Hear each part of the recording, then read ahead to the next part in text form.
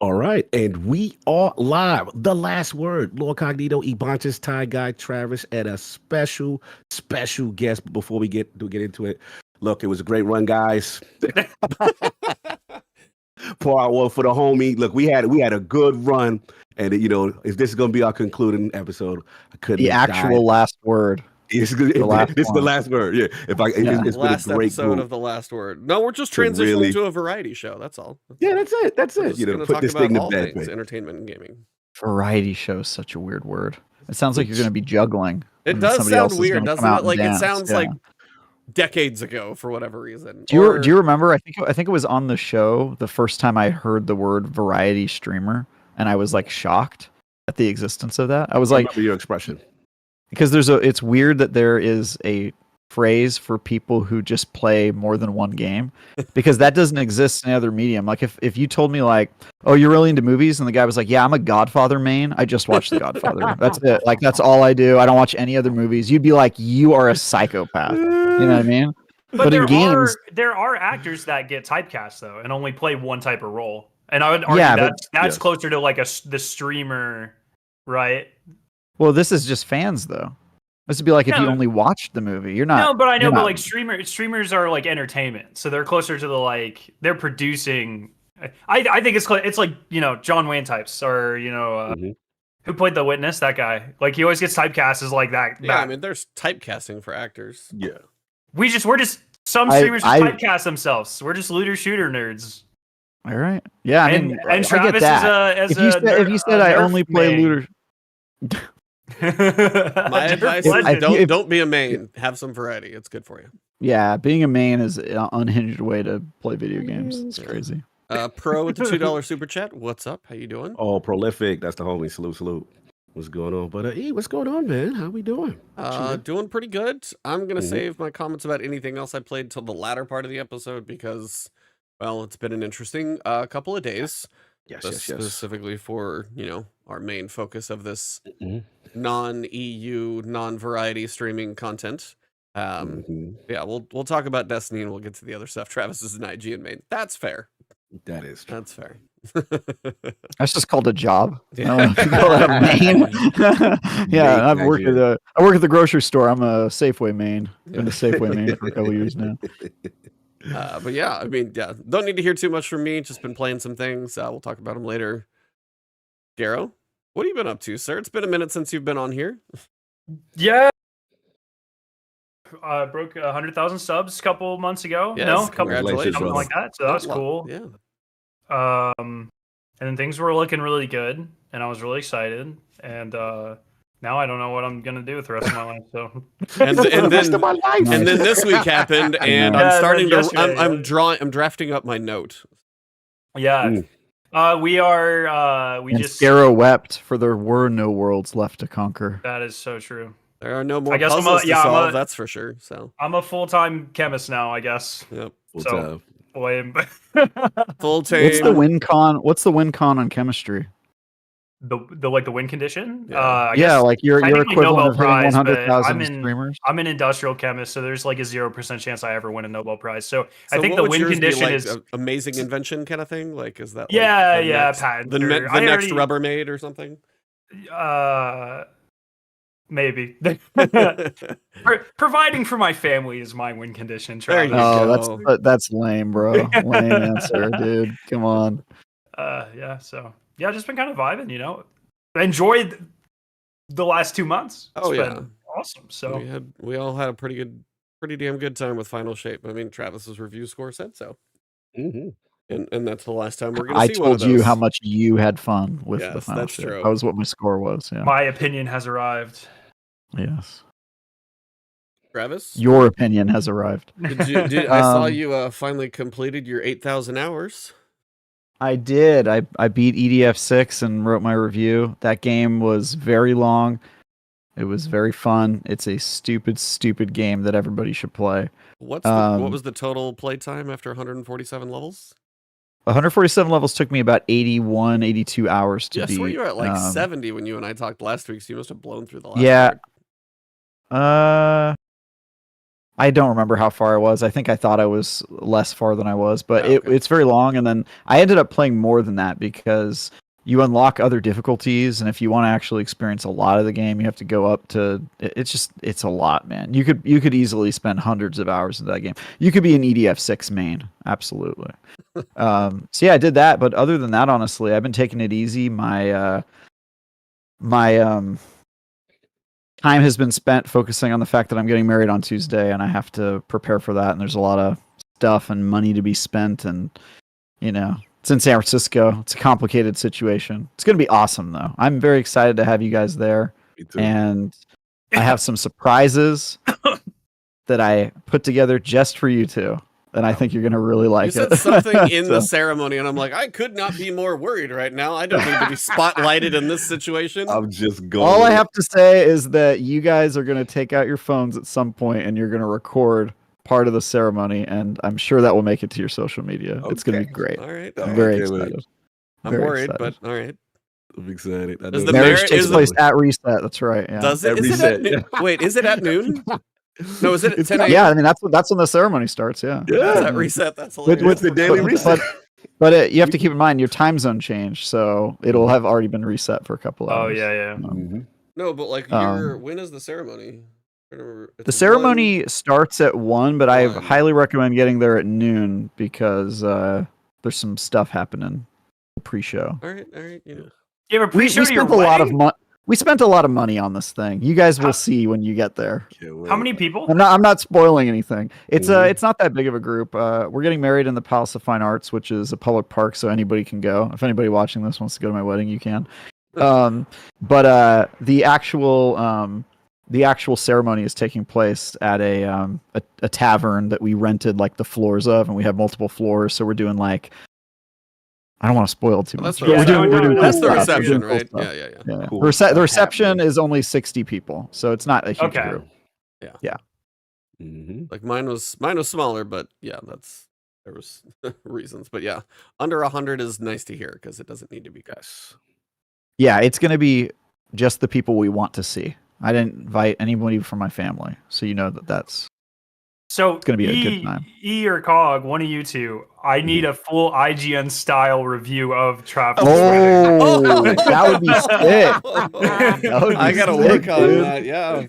I That would say be judge hilarious. me, dude. Do it. Judge me. I've been to a few weddings, not enough to probably be like an IGN level critic. I might be a no-name website critic, but I'll try and still use the. I'm an up and comer trying to use the IGN review scale. So, Okay, You should do it. Yeah, do trust it. me, there will be That no. would be There's awesome. no rounding up for your wedding. That's for damn sure. That would be awesome. So here's my question, and this will determine very It's much gonna be a how you 7 out of enjoy it. 10. That's what it's gonna be. Yes, Yeah, it's I mean, definitely I'll take it. definitely a This 7. Harsh critic. What do you like out of weddings? Do you like to dance? Are you a dancing person? Are you a drinking person, or do you feel awkward and out of place at weddings? All of those. Okay, great. Yeah, I'm the drinking guy. You're a drinking guy. Okay, More- well, bring forth more we have wine. several open bars, and I'll leave it at that. Oh, my man, that's my man. Oh, it's lit. That's it. Put It's me gonna be with good. around good people, some nice liquor. I'm fine. It's I'll gonna make be it good. happen. There will be a live Yes. tweet, and it will be a review in progress. Okay. I like I am this. currently toying with the idea of doing a roast at my reception. Of yourself? I just or- want to know of all my guests. Oh, Oh my god. I just the his wedding speech. No, you don't want this speech. I promise you. No. I'm considering it because I would have to write a bunch of jokes, but I kind of want to. I kind of want to do it. I don't It know. will be We'll on see. brand for you. We'll open, see. Open bars, as long as you got like, reasonable Yeah, cocktail bars. mixers or something. Ooh. Yeah, it'll be all right. Mhm. Teddy Tay, what's going on? I saw Teddy in there, and he said, Mhm. Is he upset? Is he upset that Scaro's here and not him? He should be here. Bro, you are getting threatened. That's right. His streak is. We got to check the attendance records. yeah, I don't know. Scarrow is definitely threatening. Like, there's no question. Like, I I try. just reach out, and Scarrow's like, well, it was funny because we were potentially going to do it earlier in the day, and Scarrow he was like, oh, sad face, can't join. And then I posted a day, and he's like, Did the time change? It popped up in my YouTube feed. It said 7 o'clock, and I was like, he lied to me. That's crazy. Yeah, No. man. It literally changed after we talked. So it was, Shadow's last word triumph score is steadily rising. yeah, You're in trouble, my friend. his season pass is nearly complete. So I will say this, and only Teddy will care about this, and it is absolutely not at all. It is concern 20 millionth on my list. Mhm. But now that Destiny is an upheaval, there is a triumph that was added, and then some people got and was removed before everyone got it, and I didn't get it. So I'm now thinking I might be permanently locked out. Like, I think it's pretty good. There's a pretty good chance they're not able to fix that, depending on who got laid off. Who got laid And once again, wow. that is like the least important thing ever about the events in the last. But it's like- gonna make you cry. But it is on his It- list, and he cries about it at night. Yes, we know. It'll definitely be devastating if it goes down, and I know I was one bug away from being perfect across Destiny 1 and How many Destiny 2, points though. is it worth? Is it So- like 5? It was or like something? 10 total, I Oh, think. yeah. So Teddy, if you're still listening, could you chime off in the comments and say if you got hit with this as well? Or No, are I think you on the Teddy other actually side? got it, if I'm not Oh. mistaken. Ooh. Oh, I could be wrong, but I man. think Teddy he did. may win the triumph score battle. Teddy's Yeah. taking out the competition. Yeah. He looks Oh. like the Turkish shooter in the Olympics. Did you guys see him, by the way? Yeah. Just chill. Mhm. There have been some interesting ones in that. So, all right, well, we had a little bit of fun in the start of the episode. Definitely looking forward to seeing Travis next week. FYI, there is no show next week. Next week, yeah. Thursday, those two are going to be busy. I'll be back here, so I might be streaming or something, but these two will be busy. And I think I'll you'll be be flying. flying. Yeah. I'll be flying back. Yeah, we come home Wednesday. So And we're crushing it at the Olympics, aren't we? Look at us go. we're doing all right. Doing okay. 37 medals. It's reasonable. Pretty good. Wow. Pretty good so far. Yeah. The last word layoffs. Yeah. Yeah. Honestly, I'm if setting you the guys would last like one. to lay me off as sort of like a symbol, like kind of in, No, you're here until you know, solidarity. You're here. I Until think it's the end, man. solidarity. You're here until He the said end. you're here to the end. He runs a tough ship, man. Man, No, I'm no, gonna no. need your. I'm gonna need your vacation days approved in advance, please. Damn, man. You sounded like during the By the way, opposition We raid. do You gonna not make offer this guy- unlimited. We do not offer unlimited PTO here at the Last Word Podcast. So I have unlimited. I have unlimited PTO at all the startups I work for day job stuff. And the most recent startup I was at, we were building it up for 4 years. I never took a day off, and then I finally requested a week off for my wedding week. And then our company got acquired. And now so the one time I was going to use the unlimited PTO, a company got acquired, and now I'm not working there anymore. So Oh my god. funny. Good crazy, times. crazy stuff. All right. Well, fun out of the way. We got to talk about the big elephant in the room, which some of you guys are going to be listening to this about. Bad news hit yesterday. Bad news has been hitting the gaming industry for a long time now, for what feels like a couple of years. The bubble has burst, and unfortunately, decisions are being made. But yesterday it was announced that Bungie is going to be laying off pretty much immediately. Some people were finding it throughout the day. Some people found out from the tweet. Some people found out in not the best fashion. But 220 of the staff are straight up no longer there as of yesterday. And on top of that, an additional 150 will be moved, it said, over the next couple of quarters. So transitions probably as fast as they can get them there to different roles within SIE, just probably all over the place, different companies, who knows. I've even seen some stuff just in the past few months where some people have gone to Sony previously. So some of this stuff may have already been in the works as it is.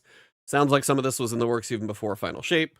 And then on top of that, one of the incubation projects that they were trying to spin up, team of about 75 is going to move over to a separate division and be under the umbrella of Sony as basically a separate development company at this point for whatever that's going to be. Some people are speculating gummy bears or whatever, who knows it is. We probably don't even know what it is at this point. But all in all, speculation is the company was about 1,300 from Jason Schreier yesterday. We're down to, sounds like now, about 850 between everything that seemed to have happened. Some of the speculation out there was that the layoffs were going to be more than 220, somewhere closer to 350. But the movement of some of the current employees at Bungie or previous employees at Bungie to Sony is going to help save some of those jobs. But not at Bungie. But not at Bungie. No, correct. So just to be clear, the total headcount since the layoffs the last time and the time before that is about a 50% reduction in the overall workforce at Bungie. Yeah, and that doesn't even include what happened past October that involved the delay for Final Shape and everything else. I mean, that was like 1,600. We're now down to 850. But even just this recent one. Yeah, that's what I'm talking about. I'm including that. Yeah, like, yeah. No, I know. Yeah. 50% from over the course of a year, their team has gotten to half the size it was. But yeah, the announcement yesterday included about a third of what had remained after October. About 35% changed yesterday. So very big difference in the company we had literally even last week. And all of this comes on the heels of Travis giving the Final Shape a 9 and the success that was Final Shape. In some aspects, at least, it seems like critical it was success. Critical success, but it does not seem like it was a financial success. Definitely not enough to dig them out of potentially whatever hole it was. Does seem like some of what this was related to was the low quality bar from Nightfall and then overextension with regards to trying to build out 3 different incubation projects on top of Destiny 2 and Marathon, taking high-level leadership from those projects and putting them on the incubation team, spreading themselves too thin, then hiring too much, expanding too much. No idea if we're ever going to know if building the entire headquarters upgrade comes involved in finances or not. A car collection could be talked about in there somewhere, amongst some other things. So there's been a whole lot that dropped literally and that's why I was like, I didn't really put out a video or anything. People have put out multiple. I was just trying to let all the information. Jason Schreier says he's actually working on an article that he will be putting out tomorrow, which seems like from his investigation, and I don't know if Rebecca Valentine's going to do one. I feel like she will probably be. No. She's not going to. Okay. I was like, if anybody else is going to get that information, she would be the other one I would see. But many of her sources are no longer at the company. Yeah. Wow. Yeah, that gets tough. So yeah, we'll get some more information tomorrow, maybe about details. There's things that are leaking out and things that are going to leak. People are throwing the man at the top under the bus left and right. I mean, some are not holding back. One employee that currently still works there didn't even hold back, much less some of the ones that were already gone. So yeah, it's been a hell of a 48 hours. So I just want to pass it off to you gentlemen after kind of that introduction of most of the information we've gathered. Some of it's factual, some rumored, but a lot of it seems to be kind of running around the information mill. So whoever wants to take it off, how are you guys doing after this? And I guess before we dive into the nitty gritty of like how the business failed or what our thoughts on that type of stuff is, I just wanted to ask you guys, has this changed your mood to play Destiny, even in the past couple of days? Do you want to play it a little more, a little less, or did it even change it at all? I'll jump in. It's interesting before the news broke, because this week I've been kind of like taking a mental health, just kind of away from like concentration for the most part, as well as social media. So I've been in the cut, and what's kind of funny is when the seasonal model or episodic model kind of had started, I was like, man, this is great for me. I could just jump in for a minute, do a quick mission, and out, and I don't have to live in Destiny. And don't get me wrong, Final Shape was absolutely amazing, but you know the grind and stuff that involves that. So in my mind, I'm just curious, okay, how do they navigate, moving forward? And then we didn't know what the roadmap was in a post, episodic and frontiers world. So then the news hits, and I'm like, whoa, you see the faded, Pete Parsons, message in the form of a twab, so to speak. And I'm seeing how much people will let go. I'm seeing the response from so many former and current employees, the pure anger. And on a human level, it just sucks because it's, you work so hard to, to hit deadlines, to make things work for this game. This is a very demanding game, a very demanding base. And you put out arguably your greatest expansion ever in the franchise's history to be promptly rewarded with the layoffs. And I know layoffs are part of the game. The way it was handled, I felt was kind of classless in my opinion. But to me, it just speaks to overall. And I know we're going to get into the nitty gritty, with this. But for me, I have to be honest. I look at Bungie as a whole as just a mismanaged studio. They just are mismanaged. It's on the highest level. Even before the Sony acquisition, it's always been something, and it's always been, well, Activision didn't allow us to do what we want to do, or Microsoft didn't allow us to do what we want to do, and it's always been. This is what I think about. I look at during the FTC trial, there was a document that leaked in reference to Microsoft's potential acquisitions, and they had Bungie listed. And one of the things that they had about Bungie, as far as the pros and the cons, was like, hey, one of the most exciting IPs, the longevity, the engagement of a Destiny and things of that nature. And then they talked about the burn rate and Bungie's almost inflated view of what they may be making, kind of thing. And then it just takes me back to Nightfall and obviously the 45% target and all this stuff. And it's just getting to the point where, one, in this games industry, like, the stakeholders, there's no accountability for all the mistakes that they have made, and these development teams have warned them about to try to change for the betterment of the game.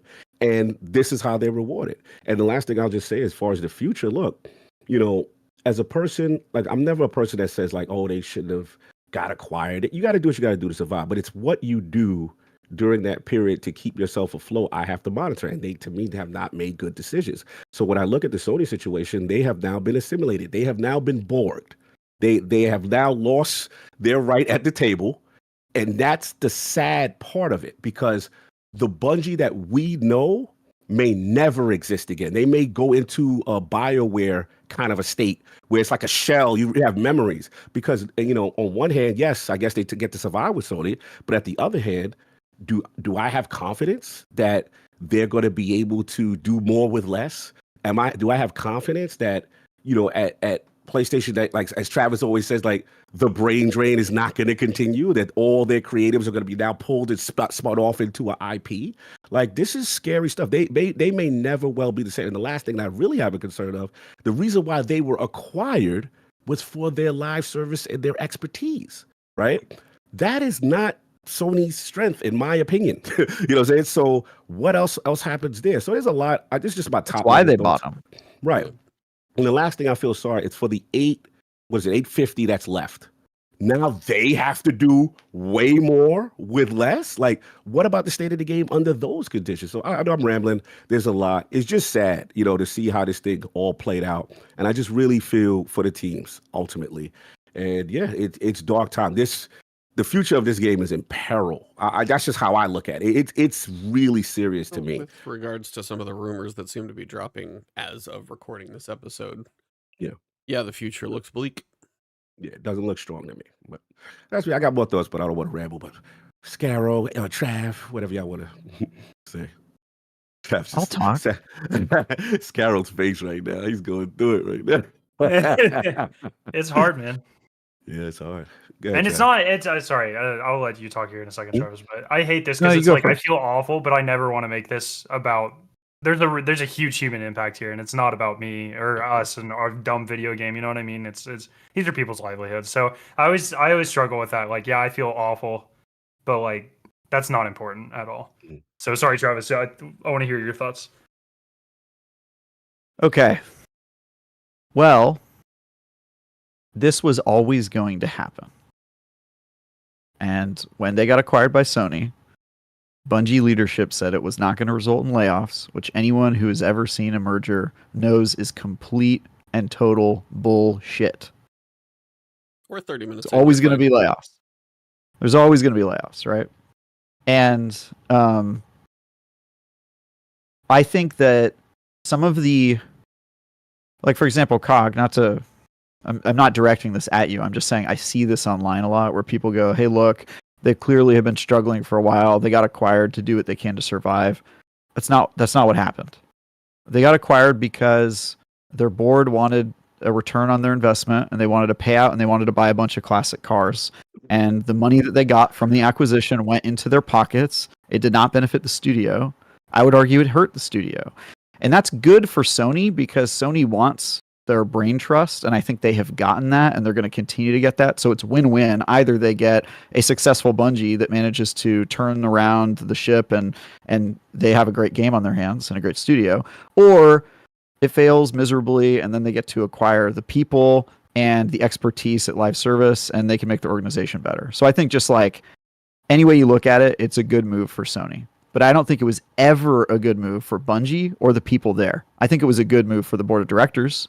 And of course, eventually you want to sell your company. You want to get a return on your investment. I get that. But I don't think that we should position this as like something that was done out of necessity or as a move to like ensure the security of the company, because clearly that was not accomplished. And I think if you look at where the money actually went and how acquisitions work, that it was never the medicine that was going to solve that problem. Yes, Bungie has a management problem. They've had it for a really long time. And they also have a huge culture problem, by the way, which Reb talked about, you know, the fight for Bungie's soul, right? The battle for Bungie's soul. And I think this shows that that fight has been lost, right? Bungie's soul is gone, decimated by this 5 times over, in fact.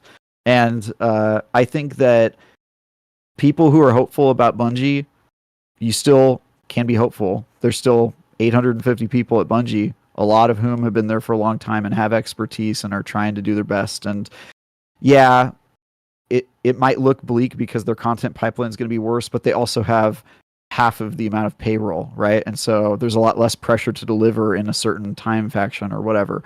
But I think it directly will result in you having a worse experience because content is going to be slower no matter how you cut it, and it's probably going to be less fleshed out, and you're not going to have bugs squashed as quickly, et cetera, et cetera. Like, it's going to be worse for you. But I think if you're a fan and you're pissed off at this, good. I wish you were pissed off 2 years ago when I was. This was always bad. This was always bad. And it breaks my heart, but frankly, this week wasn't that bad for me because my heart was broken 2 years ago and I have just been coping. So welcome to the club.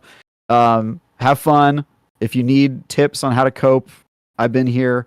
And I really, I feel for a lot of the people laid off, a couple of which were my sources in the Bungie organization who are now gone. And I feel especially bad for them. If you're a Bungie employee, you want to talk to me, you know where to find me. And yeah, this sucks. I mean, there's no way about it, but I think the writing was on the wall for a couple years now.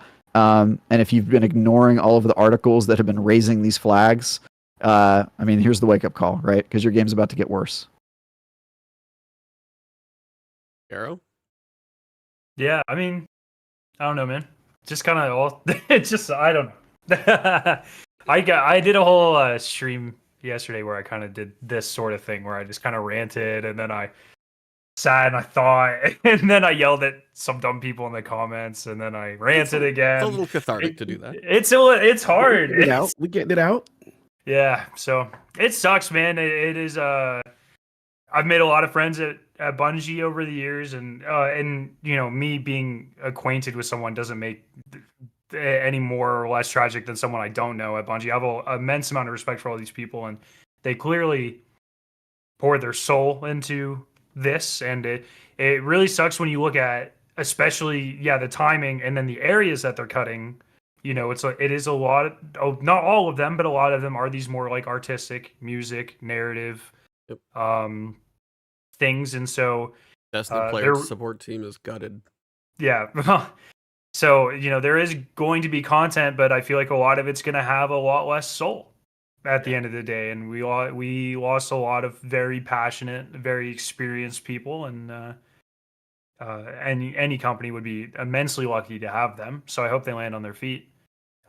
But yeah, it's like every time you lose like some of these people that have been at the company for 5-10 years, you're losing the expertise on the Bungie side, but you're losing what makes Bungie as well. Like Travis said, a lot of that soul and stuff. And so at some point, you know, it's the Bungie of Theseus, right? Like, how far does that name get you? You know? So I don't know. I'm here for the long haul, and I am invested in Marathon. I want to see how it goes, and I've dedicated like over a third of my life to Destiny. So, you know, and I care about these people, and if I could talk about the Theseus thing for a bit, because I get that a lot where people go, oh, you know, you say you like that studio, but nobody actually works at Bethesda who worked there 20 years ago or whatever. You kind of like a different company. I think people who say that don't fully understand how studios work, because it's not just the people who work there at the time. It is the culture of the company. And if you think about it, a company like, let's say, Bethesda, the people that work there, the people that apply for jobs at Bethesda, they apply there because they like Bethesda games and they want to make those. And so I think that there's a very strong argument for like a studio's legacy matters and its values matter, and the games it's made in the past inform the ones it make in the future. And so I don't think it's fair to say that like once the people that worked on the game you liked are gone, that it's a completely different studio. Like there's a lot of commonalities, I think. I'm not trying to say it's completely different, but that's definitely, I mean, a culture is the people that comprise the culture. You know, they might have a set of values or morals or beliefs, but we even know over the last 3-4 years, there's been major shifts in Bungie to move away from certain aspects of their culture. Correct. So that's my argument, is that I think the cutting of these people is a symptom that the culture already changed, right? The studio changed at the top, and it informed all of the decisions all the way down. And so I think these people, you know, having their livelihoods ripped away from them is a symptom of the fact that like the decision makers made the decision to sell their own company short. And I mean that separately from them literally selling it, which they did. But I mean, like they made the decision to make that change. And so to me, it's less of a ship of Theseus. It's not about the old people being replaced with new or them losing people that were instrumental. It's like they allowed themselves to change at a value level long before they made these decisions to cut people. And I think the way they did it is pretty insidious. Like it's like I mean, because they told you, hey, this isn't going to change anything. We're the same old guy, buddy old pal. And then people who are watching closely and reading Reb's articles know that's not true. Like you changed at a fundamental level, and it's going to lead to these effed up decisions. Mm-hmm. So I just think I think you let them off easy when you say the ship of Theseus or like they're losing something because they lost the people. Like I think even if they keep the 850 people who work there, who I'm sure are wonderful, that there's still a fundamental thing that would need to change in order for their culture to be returned to what it was. Yeah, I just think we lost something more fundamental at some point. Sure. And from a lot of this, it comes from the top. And as you're saying, something needs to change. The values need to change. Some like a mission statement within Bungie, like you need a new leader at the helm. Now there may already be one, depending on what you hear. Potentially, rumor is it? Potentially, like Herman Holst may be running that thing now, which is he is one of the 2 acting CEOs for Sony Interactive. It is really interesting that he's not running it right now, according to IGN sources. Pete Parsons is still the CEO of Bungie, and that will be the case for the foreseeable future. But I did see that reporting from a very unreliable source that I never trust, Jeff Grubb. Damn. That's fair. Sorry, he talks a lot of shit. He just says stuff. Well, then the other thing that probably does need to happen is, as you're saying, if the culture is kind of ruined within the studio, if the culture is not there of what it was, the change does need to happen at the top. Yeah, so that's my point. Like I said, we could say acquiring, not acquiring. The same person's running it. Well, yeah, I mean, as you said, it was like, oh, it's Activision's fault. It's Microsoft's always fault. someone It's else's Sony's fault. It's like, no, it's your fault, and the buck stops at you. And that's kind of the point where it's like, if you decide. I think the quote he gave was like, we were overambitious and we overextended ourselves. Like that sounds to me like a management decision, right? Like, it sounds like something a manager made. Maybe a CEO who maybe is the most qualified. Yeah. Bro, yeah. So how many people have to pay for your bad decision? Right. Yes. Without you paying for it. You know what I mean? Yes. That's what I want to know. And that's how it goes, man. Even if eventually it's writing's on the wall, Pete will be leaving the company at some point, whether it's through Sony or whatever. Like it'll happen, but he'll get a golden parachute. He doesn't fucking care. He'll retire. So he already got his. He doesn't fucking care. He'll got his parachute. Retire. Yeah. You know, he got his parachute already. I think he's just staying there probably out of some contractual obligation. Sometimes they do that with acquisitions. It's like you have to stay for a certain number of years so that you don't run off and make a competitor and then scalp all of your old coworkers to go work for you. It's how it goes. It's like every time people start calling for it, it's like it doesn't matter. Like either he retires now or he retires in 3 years. I don't think he cares. I mean, if he's a shell of his job. The paragraph that to me was the ultimate indictment was this one: for our 5 years, It's been our goal to ship games in 3 enduring global franchise. To realize that ambition, we set up several incubation projects, each seated with senior development leaders from our existing teams. We eventually realized that this model, we stretched our talent too thin, too quickly. Leadership at the top. It also forced our studio support structures to scale to a larger level than we could realistically support, given our 2 primary products in development, Destiny and Marathon. This is literally an indictment on your leadership and your decisions.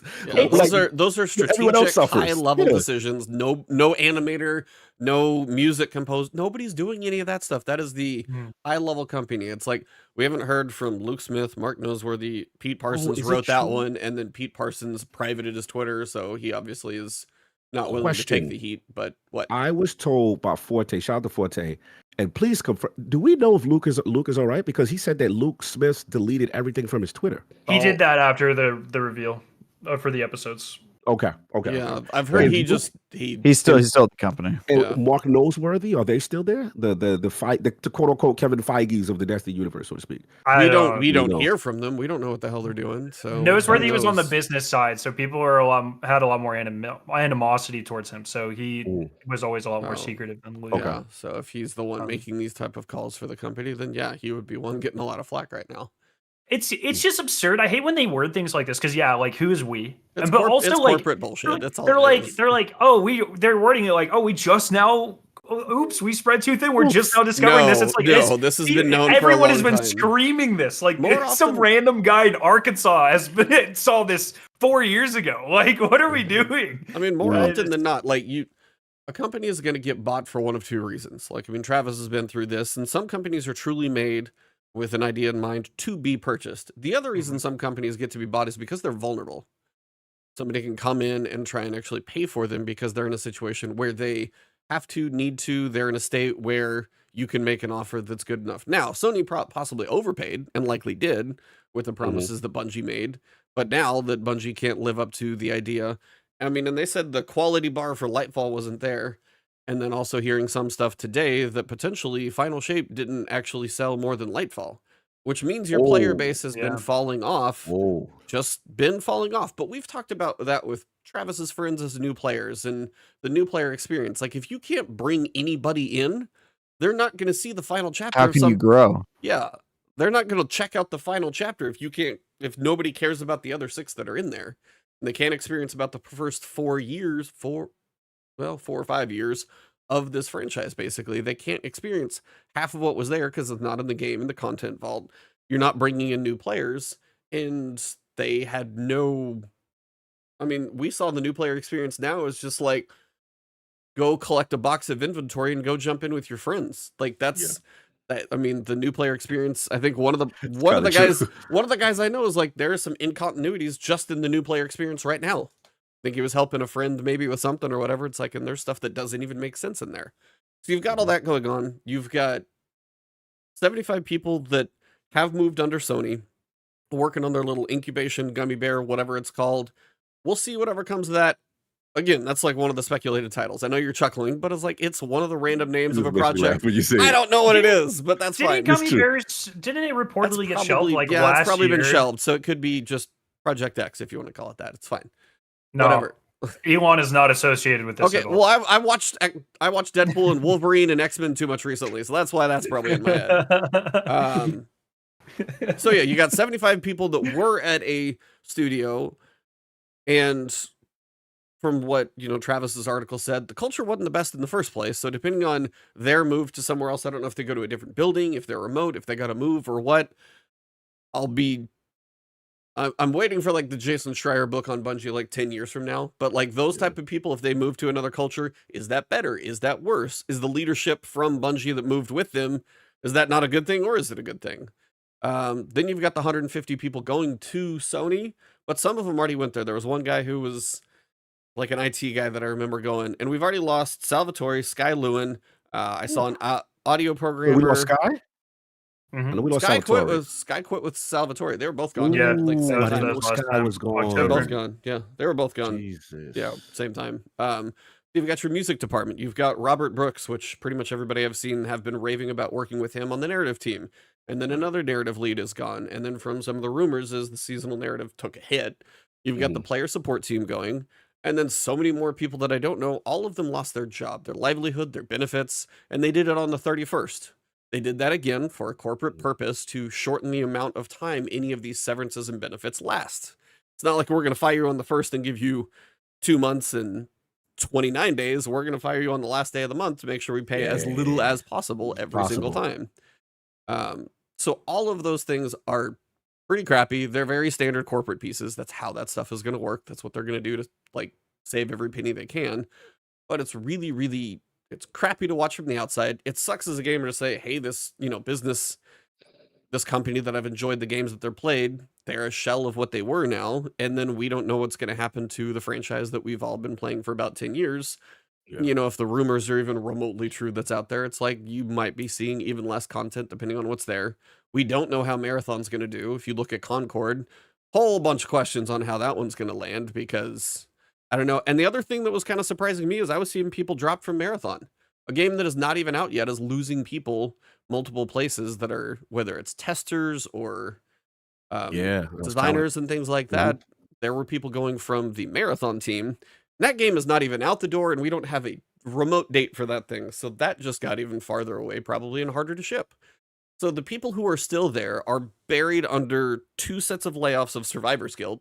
Like there was one, I know I've talked to him just a little bit. I don't have any secrets. I was just like, dude, I'm sorry for...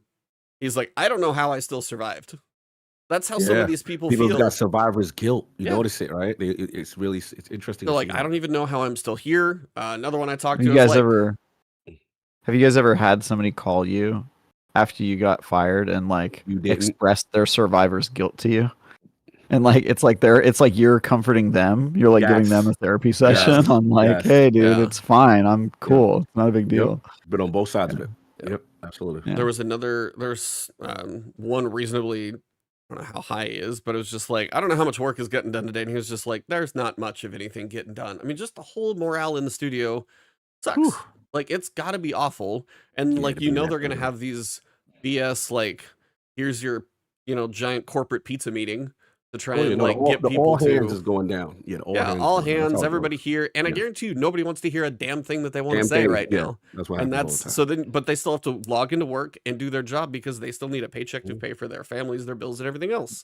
The saddest thing that, being in corporate and, the saddest thing to see is this, like, you go through, like, for example, we have a Discord, right? We all talk to each other. So it would be the equivalent of like the corporate Discord. And then I see E's name grayed out. And I see Travis's name grayed out. Microsoft Teams, they don't sign on anymore. Yeah, you can't sign. Then what'll happen is they'll tell employees, hey, don't come to work on that particular day. If you're remote, you stay remote. And then you'll see if you got the poison pill email, right? Everyone's checking to see it. And it's brutal, man. I feel what you're saying, E, because I've been it, I've lived it, I've seen it. And it's one of the worst experiences from the survivor standpoint. And obviously you'll get the lash out from the people internally who did receive it. And it's rough. It is rough. But it was like, I've been fired once and it's like, it's gutting. It absolutely is. And you're just like, oh man. Like only once. Those are rookie numbers, bro. I mean, it doesn't matter. It's like, just the fact that it's like so unexpected, no matter when it hits you, it just sucks. And it's just like, whether there's reason or not, and you may feel it's bullshit, or if it's layoffs, whatever it is, it's like you woke up that morning thinking you were going to your job. And some of the stuff that I saw that hurt the most to read is like, only once. That's fine. Teddy's with me. I know. Only once is crazy. I'm sorry. You live a privileged life. Damn, dude. Actually, that's crazy. Yeah, well, I didn't know we were dealing with a badass over here. It's nuts. Leave him alone. You know what I will say? I will say this, E. Getting laid off or fired, it sucked a lot more when I was young because there's so much uncertainty. You're applying for jobs and all the job applications say like 7 to 8 years minimum requirements and stuff like that. And now when I look for jobs, it's like 7 to 8 years minimum requirement. And I'm like, I got 11, dude. I'm doing so well. Like I can do all these jobs. Tech so market right it's now, a lot better. Tech right now is awful. Bro. Because I disagree. No, like honestly, anybody I know that's looking for jobs is like they like whether it's product managers or project or analytics or anything like that, they'll get 1,000 applications like the day they put up the application. You may be in a niche, Travis, but I can tell you, like, your number of interviews, not an easy thing to come by. So if you're lucky like that, then enjoy it, because most of what I've heard what? Maybe it's the thing I was talking about, where like if you're still kind of in the earlier mid part of your career, there's a lot more uncertainty. But like, dude, it's maybe it's just the SF bubble, but like the job market here is crazy. It's gotta be like, SF. I was gonna say it's not you, because like I mean, even with the job and looking for job, somebody I know with like 15 years experience can not even get an interview. I mean, this is the type of, because the market is So enjoy SF, because that is not what it's like everywhere else. I got 3 job offers this week. Yeah, exactly. So look at you. No. Let's go. My degree is in finance and business, so it's like, but yes, numbers were part of my thing. I'll read that comment in a second. But that's the other thing, is I saw that some people were like, I have now been laid off twice from my dream company. That was one of the ones I saw. Which companies? Well, one was Bungie, and then I don't know the other one. They didn't say it, but obviously. Aw, come on. Give us the tea. I want to know how your dream changed. Well, you get one, and then I would guess if you were going to go dream companies and somebody went to Bungie, they could have also probably gone to somewhere like Blizzard. I could see somebody like, trying to think who else. I could, like a BioWare could be one. Like, I'm trying to think of who's had layoffs that might be like dream companies. But you've got those, you've got some people that their description is like, hey, we need to try and find more people to handle your work because you're doing way too much right now. And then they get let go. Somebody who's the only audio engineer on like the music team, they're gone. And they're like, I was the only one doing what I was doing. So much knowledge is lost and so many lives are ruined, and it sucks. Just, there's no good way about it. And some people are like, what can we do to help? And I can guarantee you, don't buy a damn cosmetic in the game right now. I wish there was like a fund, if you're like, hey, I was thinking about buying a cosmetic. Hey, maybe I can buy that, all the people who got laid off, like a tank of gas or a cup of coffee. Like, I wish if everybody in the game right now would not buy anything cosmetic and put it towards that. This is like when the SAG-AFTRA stuff was happening. I really appreciate or the one that's actually happening right now. Yeah, well, I wish this is one of the reasons it would be great if Bungie people were unionized, because then they would be able to put out guidelines to say, hey, like the SAG-AFTRA people are like, hey, if you're a creator or a reviewer, don't promote these movies and do promote these ones. I would love some guidelines. Like, as a person who, gives Bungie a platform, I would love some guidelines on what is actually helpful for the employees. I think that would be awesome. And you see people saying like, oh, why are you scared? Or not even just me. No one said this to me, but you'll see people on Twitter be like, hey, just stop streaming this game. Right. But I want some guy, like, is it actually like boycotting Pete Parsons or the executive team? Does that actually do more good than the damage that you are now negatively affecting the 900 people that still work there? You know what I mean? Like, I would love some official, real guidance, not some like random person on Twitter. You know what I mean? And I wish we had that. Yeah. It would be great if we had more unions. I totally agree. That's coming up a lot, in general. We'll be seeing, obviously, was it Bethesda, and then who was it? Was just recently Blizzard's working on one. Blizzard, World of Warcraft team, I think. Which is great, because it's an essential part of any capitalist system, guys. You got to have unions. Yeah, and it looks like the pendulum is swinging, because what's happening is we're seeing the creatives, they have no control and no stability, and the volatility of the games industry so easily you could be let go. And this is where it looks like it's swinging back with unionization, and hopefully, we could get this in place for places at Bungie, because man, this is brutal. Was it how many slashed in this short period of time between the Lightfall situation and then this? It was half the studio. I mean, Travis said people, half the studio. Half the studio. Yeah, half the studio. Unbelievable. They've bisected our homies. Yeah, on the Destiny team. Straight up. Brutal stuff. Not good. Where do we go from here, guys? Yeah, let's go ahead. What do you hope happens with the studio? I would love to talk about that, because I have a I know you guys were calling me crazy before the show when I was saying this, but I think it's time to put Destiny to rest. And here's my argument why. Destiny was already in a pretty tough spot development wise when they had all of the people that they needed, right? And if you look at what they're going to have to do to clean up the studio, they're either going to have to deliver content way slower. Maybe that's not the end of the world, but I doubt that model works for them financially. Or they have to, quote, do more with less, which is every employee's favorite catchphrase, right? Yeah. Do more with less and pump it out, twice as fast. And we've kind of seen what Bungie produces when they're forced to put out content without the proper resources and time. And I don't have a ton of faith that it's going to turn out super well for them. And so the question is, do you try to keep, because the other thing is that, as we've talked about, their onboarding situation is terrible. Yep, and they didn't have the resources to fix it when they were twice the size. So why should we think that they now have the resources today to fix that problem? And so if we know that they're probably not going to be able to fix the onboarding thing, that they're going to have an even tougher content situation, and that the content that does come out, because they're strapped financially and under a lot of pressure, is probably going to have to be rushed with a team that's too small to make it. I am afraid of what Destiny would become if they continued it. And that I think it would die a slow death by 1,000 cuts, and that it might end up taking the entire Bungie studio with it. Right. However, if they just say, hey, look, Bungie had a good run, we're canceling our plans, and we're contributing all of our people to work on Marathon, and maybe there will be a Destiny 3 5 or 6 years from now once we've had time to kind of reset. And I think if they do that, they can produce a great game, and they can rebound and launch Destiny 3 in the future. But I don't understand what we're holding on to right now, that we have to keep Destiny 2 going for 6 or 7 more years until they inevitably launch a new game. I just don't see the value in that, and I don't like the way it looks, and I think it could end up killing Bungie. And so for the sake of the company, I think they should just send this thing off on its final voyage and focus on a different game and come back to this project triumphantly down the road to launch Destiny 3 and make it awesome. That's what I've been saying. I've been wanting Destiny 3 for so long.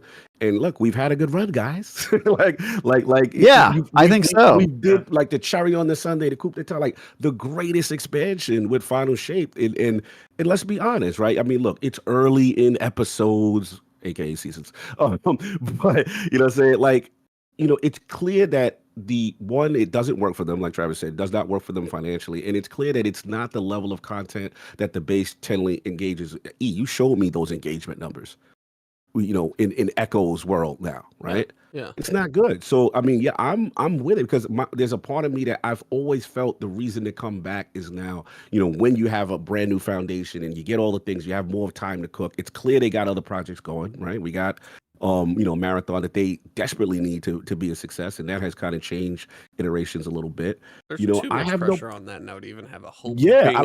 I have no problem with the soft sunset. I've always said I wanted D3. If you're going to keep doing it, like, just start with a whole brand new foundation. If you blow up the tower again, I don't care. That's where I've been. But it's going to be interesting, because unfortunately, it's a business, right? And you're talking about a soft sunset, right? I'm talking about just officially ending it and not doing it for a while. Yeah, I've always said I'm cool with that. I had no problem, because I was just like, to me, the way the content was delivered was always the internal struggle with the community. It's always been that push-pull. Hey, we don't like seasons, but hey, they need seasons to survive, right? You know what I'm saying? And now we're at the point that, Nightfall didn't hit. Final Shape, if what he's saying is true, hit less than Nightfall financially? They just drain. I mean, that would make perfect sense, because you have everybody leading into a big expansion that got hyped. Then they played it. They weren't excited.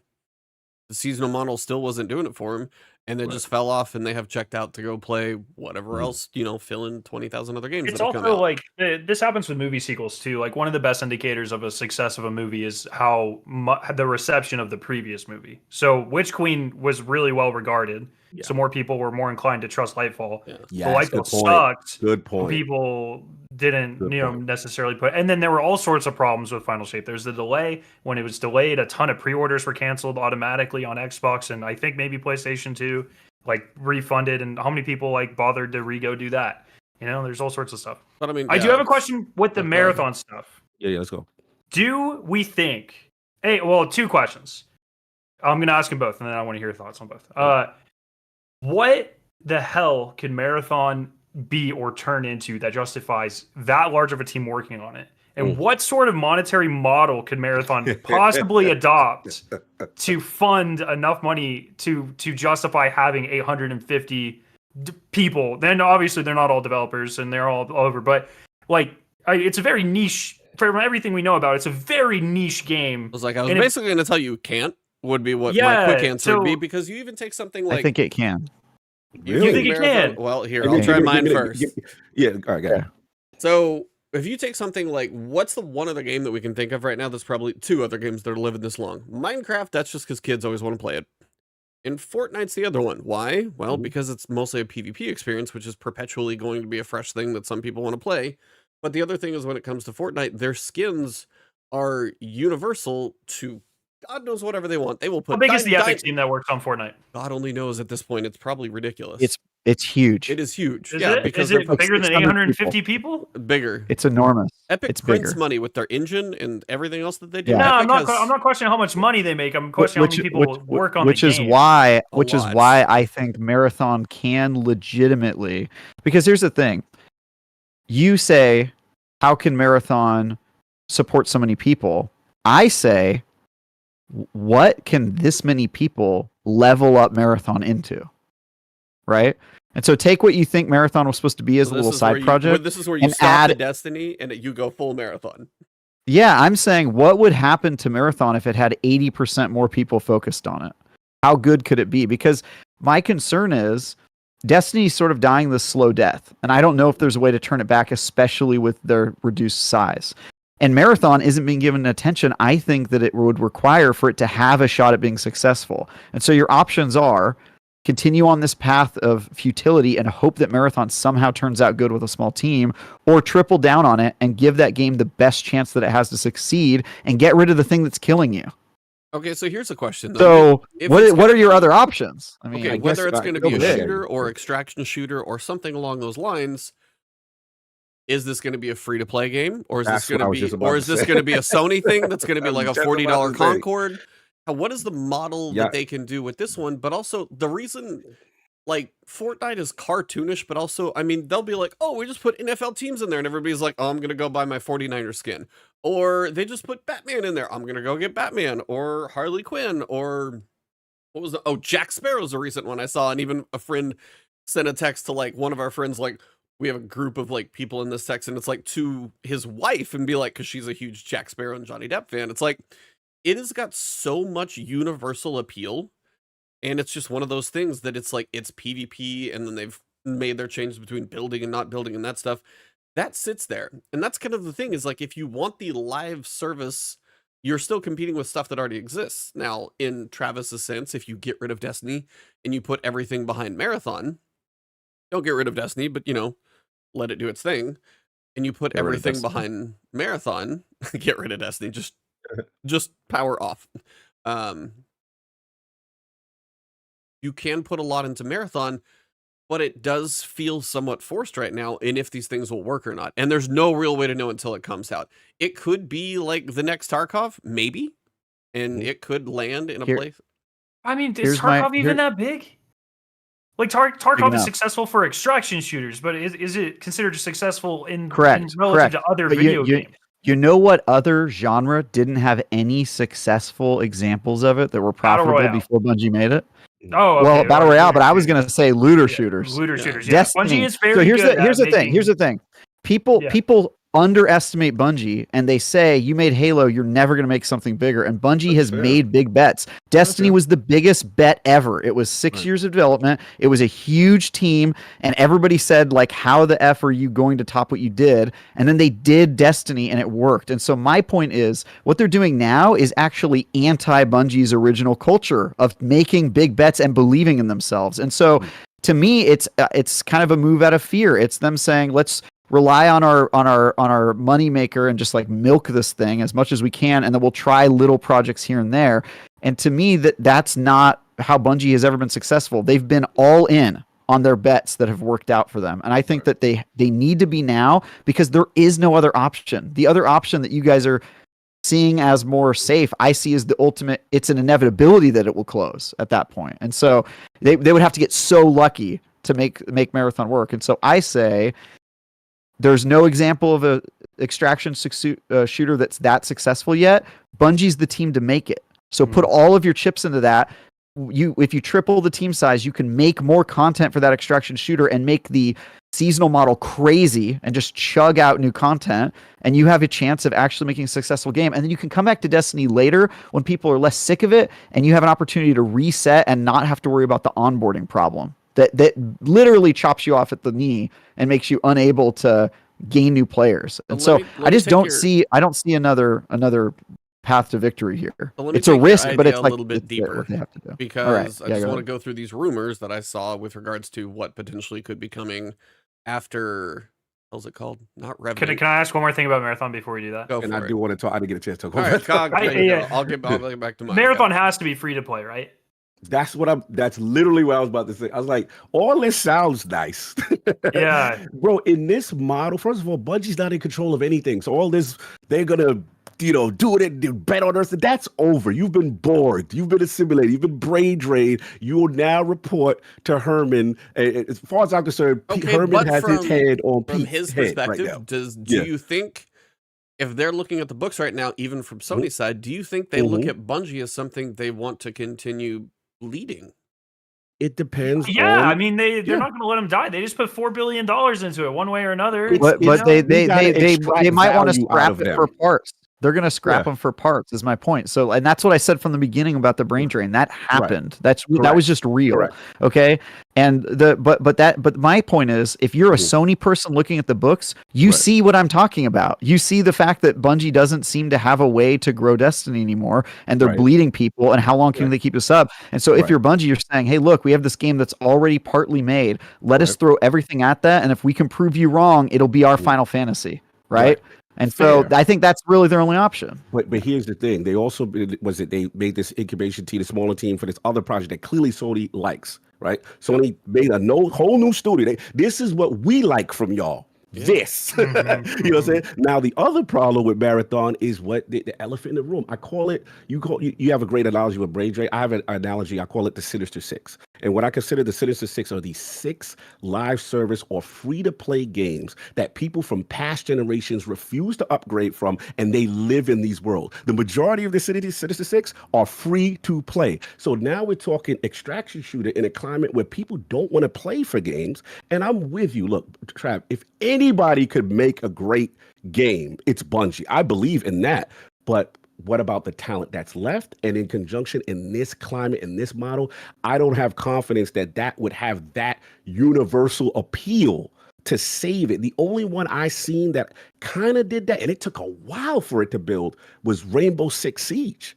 That was like that's what I was going to point at. And that started as a disaster that people did not like, and it evolved to Destiny. Into great fair. If anybody could do it, Trav, you're right. We know it's Bungie.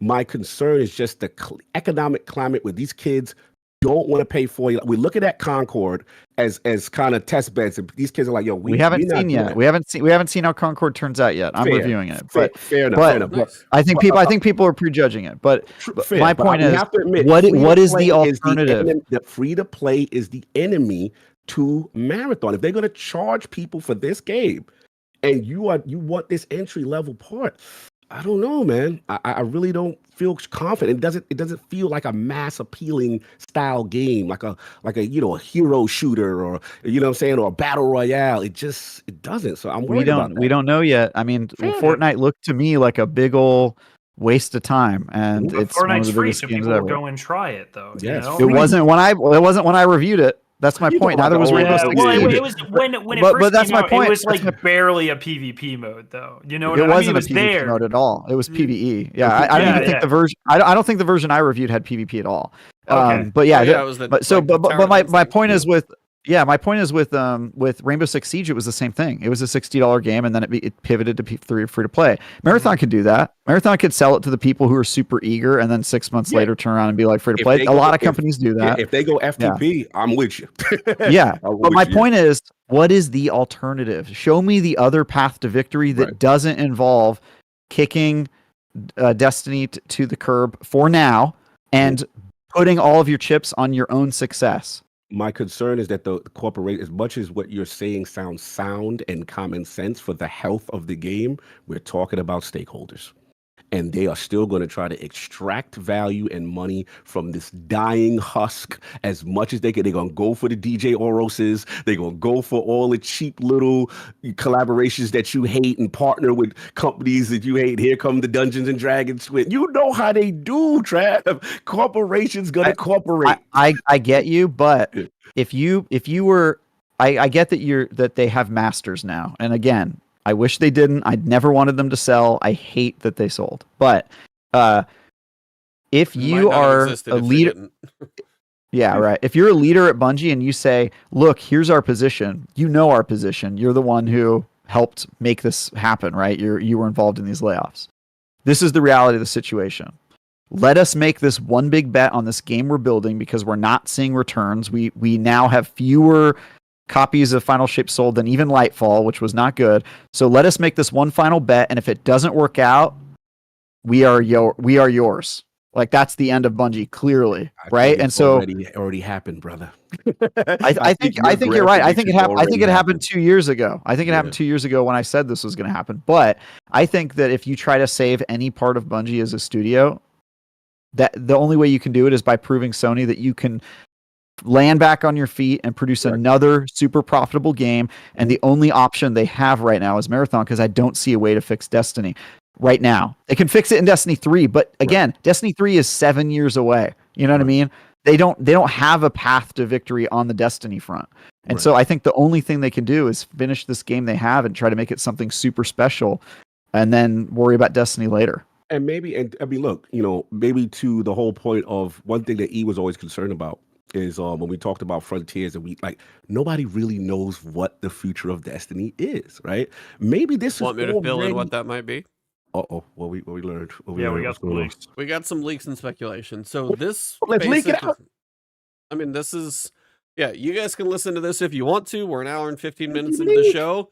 If you've enjoyed the show, which has been all sorts of depressing so far, thanks for listening. Now we're going to get into some speculation territory. Heads up. It is just for everyone who might avoid spoilers. It is not story spoilers. It is not story spoilers. It is purely content spacing stuff. Yeah, format content. So basically, it sounds like what will potentially come after what is planned. That's Revenant. What is it? Heretic? Is that the last one? If I get that name right? Heresy. Close. Heretic's probably something Diablo related roaming around in my head. Anyway, post that, they say potentially 2 DLCs and 2 seasons per year. Now, they say these will release at roughly the same time, so a DLC and a season. We're almost going back to what sounds like your entire year would be Curse of Osiris and Warmind.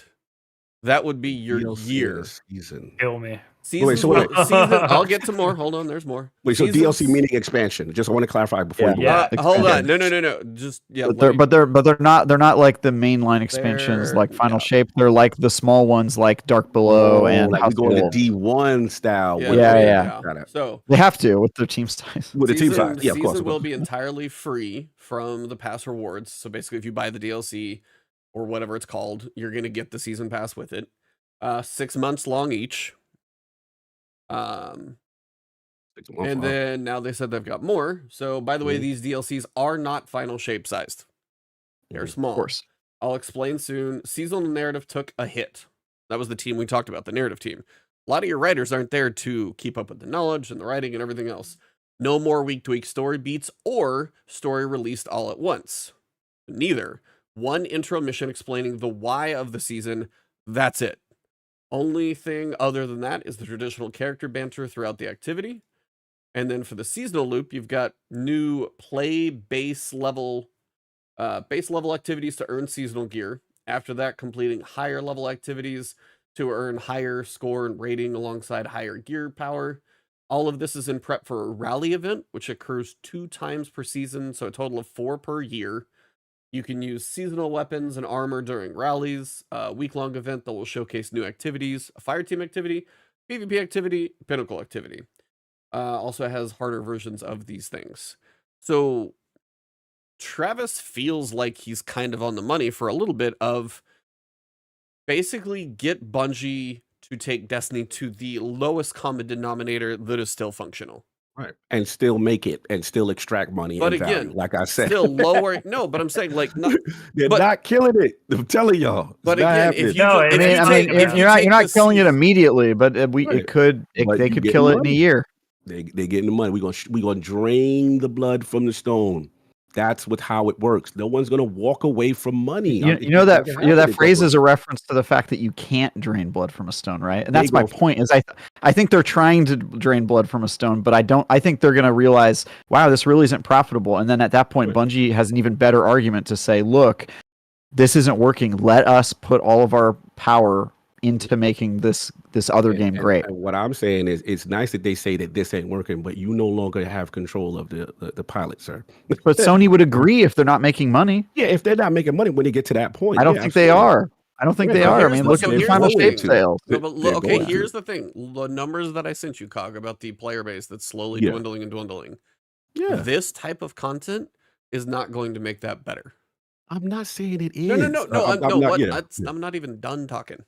Mhm. All I'm saying is like this is slowly going to take that number of concurrent players for Destiny, Right. and Absolutely. those little peaks are going to get smaller and smaller and smaller. What that Absolutely. is going to lead to is less and less money over time as you go. Right. And all I'm saying is it's a transitionary process. Yeah. It's never abrupt. It's never right now, and they're going to extract as much Travis, and then do yes, that. Yeah, Travis would love to see them just say, "All right, we're done, Heretic," and then we're just going to leave Destiny 2 to be that, and then take everything. Don't get me wrong. I have no illusions that won't happen. I'm just saying. I thought y'all were saying like this is happening. I'm like, no. okay. I'm saying that won't happen. But I think if they're smart, they will kill Destiny, and they'll say, "Hey, look, at the end of next year, we're going to stop making DLCs. There's going to be more Destiny in the future, but right now we're going to focus on Marathon." That's what I think. They should do. And that's we in agreement then, because that's literally how I figured how they what you would have to transition. look at, and the financial side is like, what is it going to cost to make this content? If they have the smaller seasonal teams like Alpha and Omega, and they can take their time now. And how much of their attention isn't going to be on Marathon because they're doing this? Right. And I think that's the other cost you have to worry about. And how much of the 850 people are left does it take to make this? If we can have the smallest number of people, which sucks for everybody working there, the smallest number of people possible to make maybe something like what I said. Who knows if that's even remotely what it is, but it sounds like a chunk and a chunk. So that would be a seasonal team per 6 months, putting out a seasonal level piece of content and not working on an expansion. If that is all you're doing, you take the amount of people working on Destiny to be much smaller. Are you going to get new musical pieces? Maybe, rarely. If so, like that stuff's going to go away. They'll just contract that stuff out. They said that the last time. Yeah. The intention with getting rid of a lot of the internal stuff was they'll just give it to some guy on. They'll go to Fiverr, say, "Hey, write us an AI piece." They'll probably go to their former employees who are unemployed and now able to work for contract rates where they make less money. Yeah. And no benefits. Yep. Yeah. So all of that leads to as few people on But the Destiny freedom.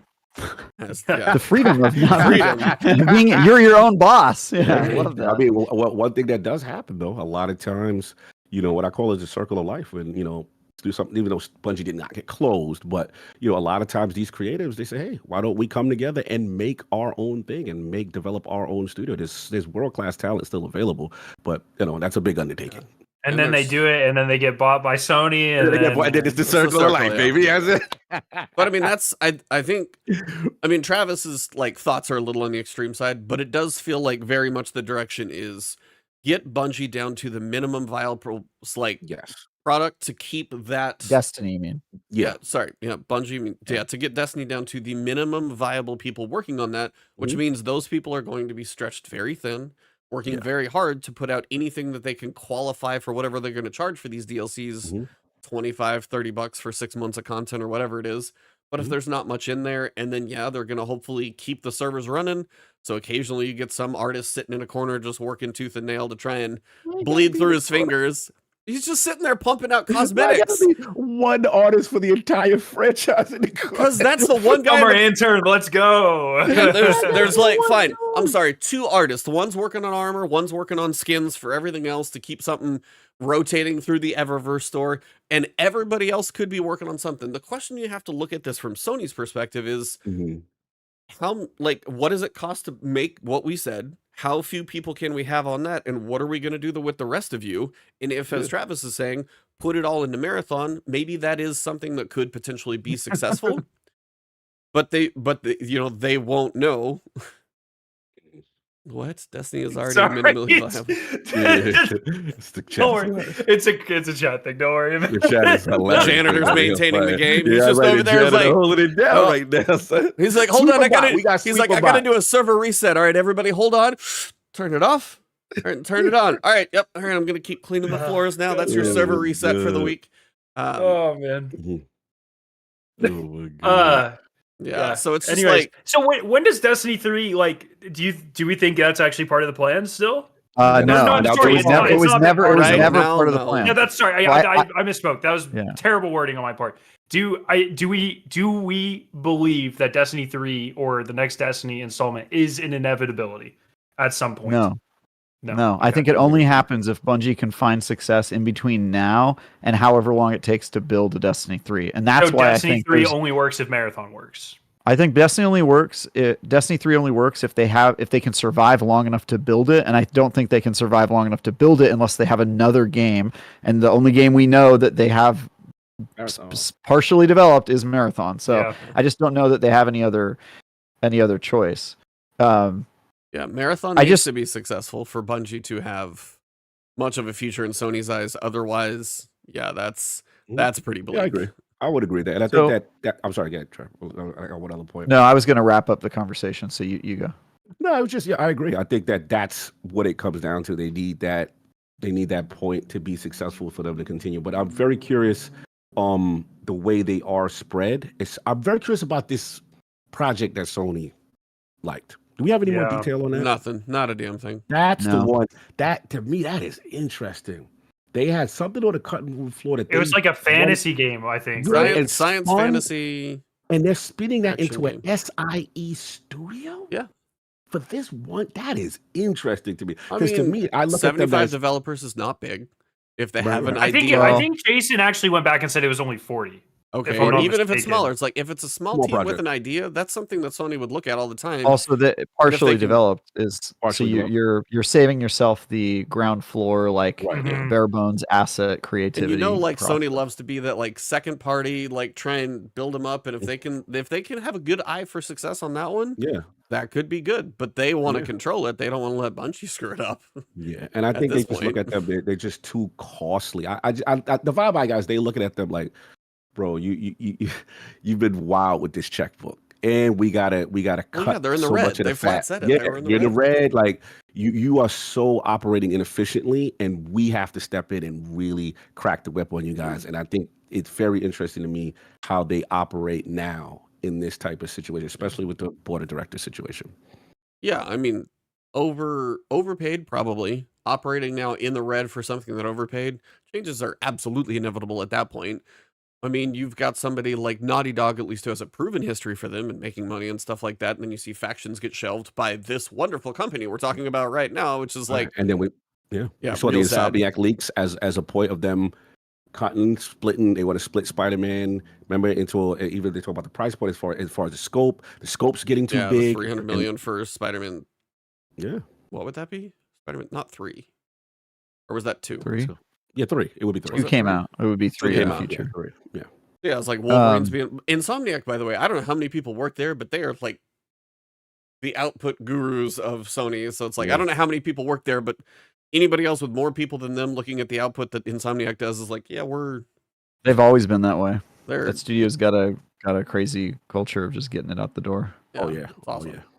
But yeah, when you compare yourself to Bungie, who's now bleeding on an expansion, like your best expansion ever didn't sell enough, like the model's not working. Really not. So that's the point where I honestly think a lot of people right now, like you guys can be unhappy with what Travis is saying, but I think you will be happier people in general if you treat Destiny as a casual experience at this point. Because the promise of maybe coming back to it, the only thing right now that I'm truly even looking forward to right now, based off of current seasonal model, is a couple of dungeons. That is like my next 2 years of outlook of what I'm kind of looking forward to. We know there's a raid. We do know there's a raid that they're working on. That's fair. Really? Maybe that when's that happening? Well, it's they probably were working on something because one of the raid I team was don't- gone, and they said that. So, Yeah, they they- stitched out the thing. well, they just said, "What do you think the raid and It- dungeon team is working on?" It was said that there is currently a raid in development, and nothing less than that. And I would and it seemed Might like not it be was, anymore. It seemed like it still was, but According to said person. Okay. yeah, but I am not aware of a single time, and I'm obviously I don't know, but I don't generally think raids are made a year in advance, so I kind of doubt this is a Frontiers thing, but could be completely wrong. I'm still wondering where they would put it, I guess, because if you do Me too. dungeon with episode, that takes us to the end of the stuff we know about outside of Frontiers. So maybe it's what they were maybe thinking about putting with Frontiers. Maybe it's a filler, like, who knows? But I was like, it feels like because all we're getting this episode for 18 weeks is an exotic quest, and so far 6 weeks, and we finally got an introduction to the villain, which we haven't even talked about this week yet. Oh yeah. I do kind of wonder if there's nothing that has been directly said that episode 3 will start the day episode 2 ends. They could very easily put a couple week gap in there and drop a raid or something if they wanted to space out the content a little bit more.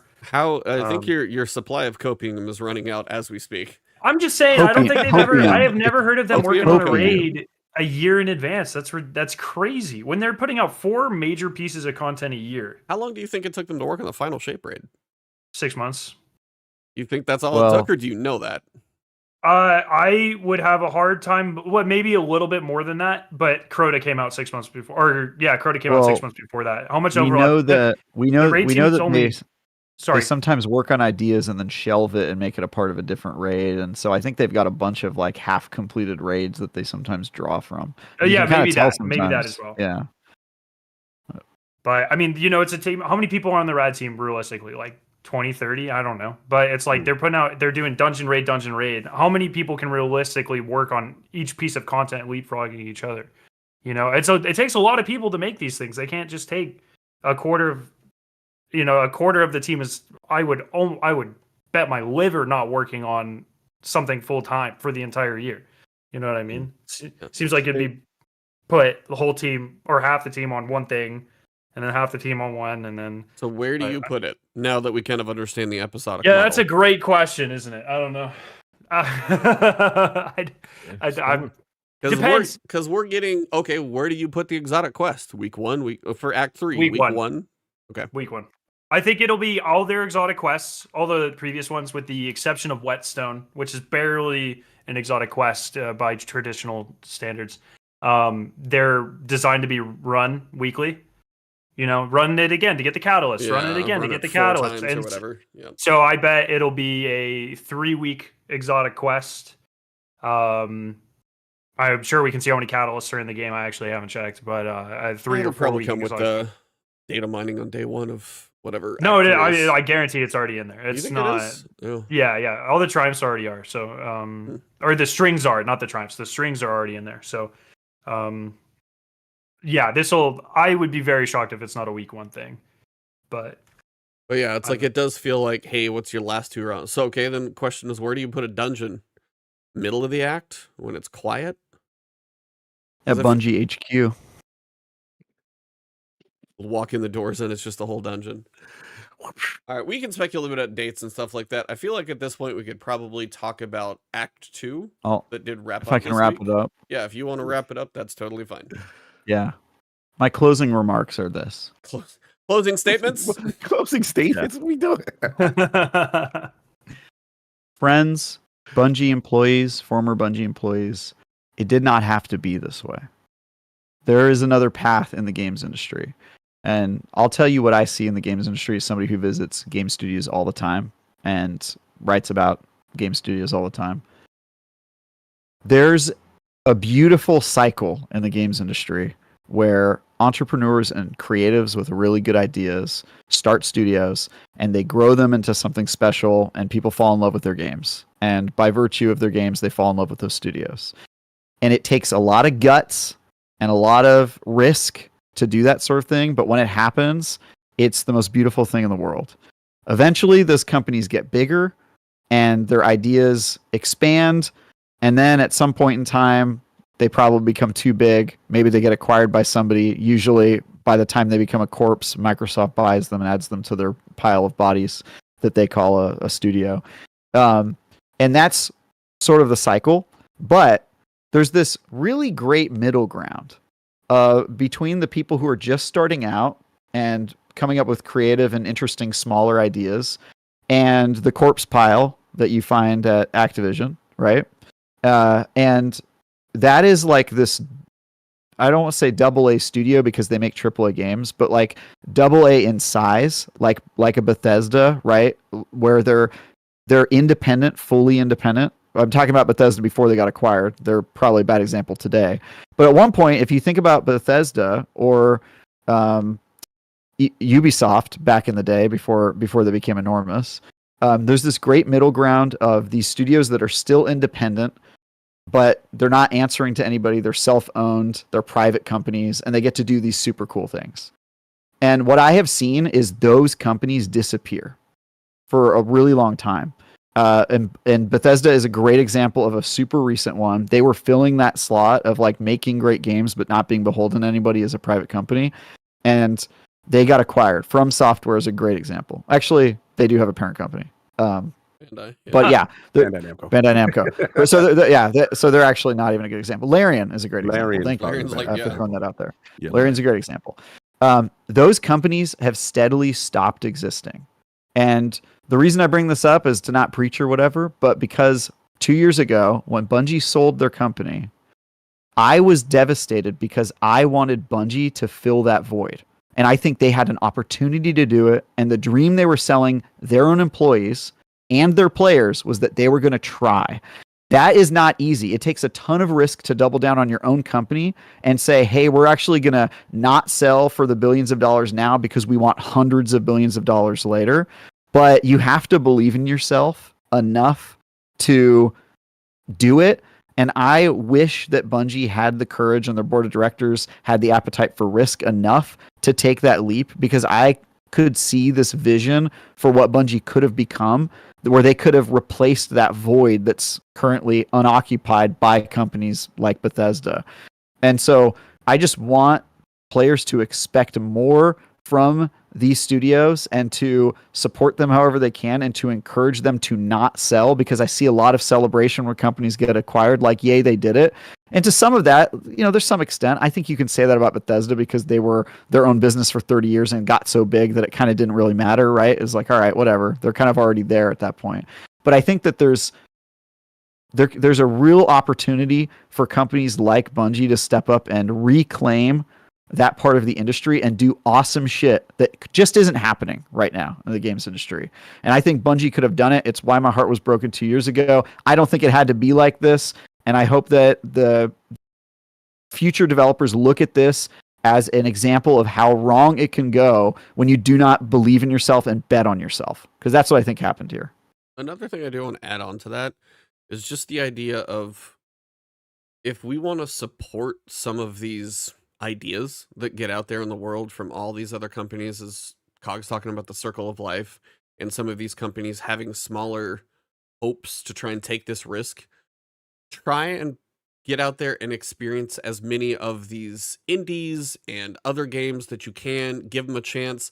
Understand the difference also in what you're going to be getting, but also, like, just know, like, if you play something that's in a AA space, that you're not going to get Elden Ring, but you can still have a fun time with something, see if a studio is going to support something. But if everybody just goes for free-to-play giant AAA budgets or AAA games, and you just have the Call of Duty, Madden, and all, those three, or as Cog likes to put it, burger, fries, and Coke for certain studios. Yeah, it's like for burger, fries, and a shake. I love how it's a shake and not a drink. Just that's one of the reasons, even for me growing up versus, again, me now, the more variety of things that you get a chance to play is where you're going to find some of these little gems, give somebody who has like a creative vision a chance to have some success. And then with that success, they can hopefully take that and build other things. Vampire Survivors, Stardew Valley, Terraria, Balatro, all of these little things that somebody just like got a chance to create something really cool. Those don't happen And those people aren't allowed to have success if we can't like find those games. If you just live in the big ones and you miss out on all the other stuff, it's definitely a good reason to go check out a lot of other things out there. Steam Next Fest is great for a bunch of demos. Random stuff like the altars. I don't even know what the gameplay is going to be like, but that one is just such a trip. I mean, there's one that Travis got to preview, Eternal Strands. That one looks pretty cool. You've got Flintlock that I just got done playing through. I don't because both my games considered not definitely Kunitsugami? still AAA, but I love me some Kunitsugami. Oh no, that's one like I'm going to be putting it on my Steam Deck as well. And yeah, it's like Kunitsugami's another one. It's like Capcom doing a weird thing. And that's another thing. Capcom's one of the random ones. They'll still do some weird stuff. They also have the Resident Evil. And that's the point where you actually see a company with a little bit of balance to it, where they do have the big tent pole. Somebody in their company managed to convince leadership to say, let me make this weird ass game. And somebody said yes. And they get to see some cool successes. Like, not everything's going to land like an Exoprimal, but you got to be able to take some risks. But it just look out. If you want to enjoy this industry, look outside of like just the top AAA, quadruple A sometimes. Like, those can be fun too, but you got to look for the other stuff in between. Yeah, absolutely. I love the independent game scene. That's one of my favorite things, to talk to independent developers, and you see more of the creativity, and then it's such a success story where they do hit it big. And look, I get what Travis is saying, no doubt. You know, you always want that to take place, and people take bets on themselves. I just think of the reality of the games industry. It's very volatile, it's very difficult, and I can't knock someone for trying to take a bag to survive. Or, you know, they want to just cash out. Some people... It wasn't to survive. It was to cash out. I'm just saying that. I'm talking about not everyone's reasoning. I'm just saying some people want to cash out. Some people want to do that. Well, no, the other thing is the elephant in the room like is... what you're talking and I don't blame... Entrepreneurs should be able to cash out. I'm not arguing against them being able to, like, profit from the hard work they did. I just think that they took a short gain for in favor of what could have been a very long-term game, because what Bungie was acquired for and what Bethesda was acquired for are very different numbers, and I just want there to be more appetite for that. You want that middle ground in the industry. I get it. And I think for me, with Bungie, what bothers me is just that how badly they're financially mismanaged. It's concerning. I can't imagine their books, honestly. But I mean, like, somebody in chat even asked, is like, isn't there a CFO like kind of figuring out the projections? I'm like, yeah, somebody who failed at their job, unfortunately, and projected way too high based off of some like record number. That's probably also the same thing that Sony bought them on if they overpaid, theoretically. Yeah, but and think about the sales pitch. We you know, the movie, this universe, and it was almost like a cinematic universe. Where is buying from any them. of that now, by the way? None of that exists. And then when I see his statements in reference to all those things, and now I'm like, I see what you sold them on. You know what I'm saying? Yeah, I think it's Sony was like, look, either they turn this around somehow, which we don't think is going to happen, or they don't, and we take all their people, which was the plan from the beginning, guys. That's why I said this is bad for Bungie as soon as they got acquired, because it's like they want the people. It was an hire, not an acquire. Yeah, the talent in that studio, what it takes to get hired at Bungie, you know that is like creme de la creme getting in there. So anybody who works there, as Travis is saying, is elite talent that now Sony hopefully can either use to help create whatever's still going to happen at Bungie, or if they can find other internal roles. Let me shout out the homie Flame. Lord's giving that name. He said, just drop by to stay. My condolences to the devs. The fact that it's not fair. No, very fair. And shout out to you. That's my Warframe guy. He wrote a story on this whole situation at Lord's giving that net. But yeah, it's definitely... It's sad that those are the ones who are punished, you know, and that's the bittersweet part. It's just like, damn, Final Shape, right? So amazing, all the hard work. I think that kind of summed it up, is when I saw it's like, you put out the best expansion potentially Destiny's ever done in the past 11 years, plus whatever it took before Destiny 1 came out. Truly the best, land the plane, best expansion, cinematics, moments, tears, joy, like crazy, everything. And then now then they're given this, and it's just like, that's brutal. But the way I'm looking at it, on the last point now, and my last trying to get to the next part here. Sorry, my last.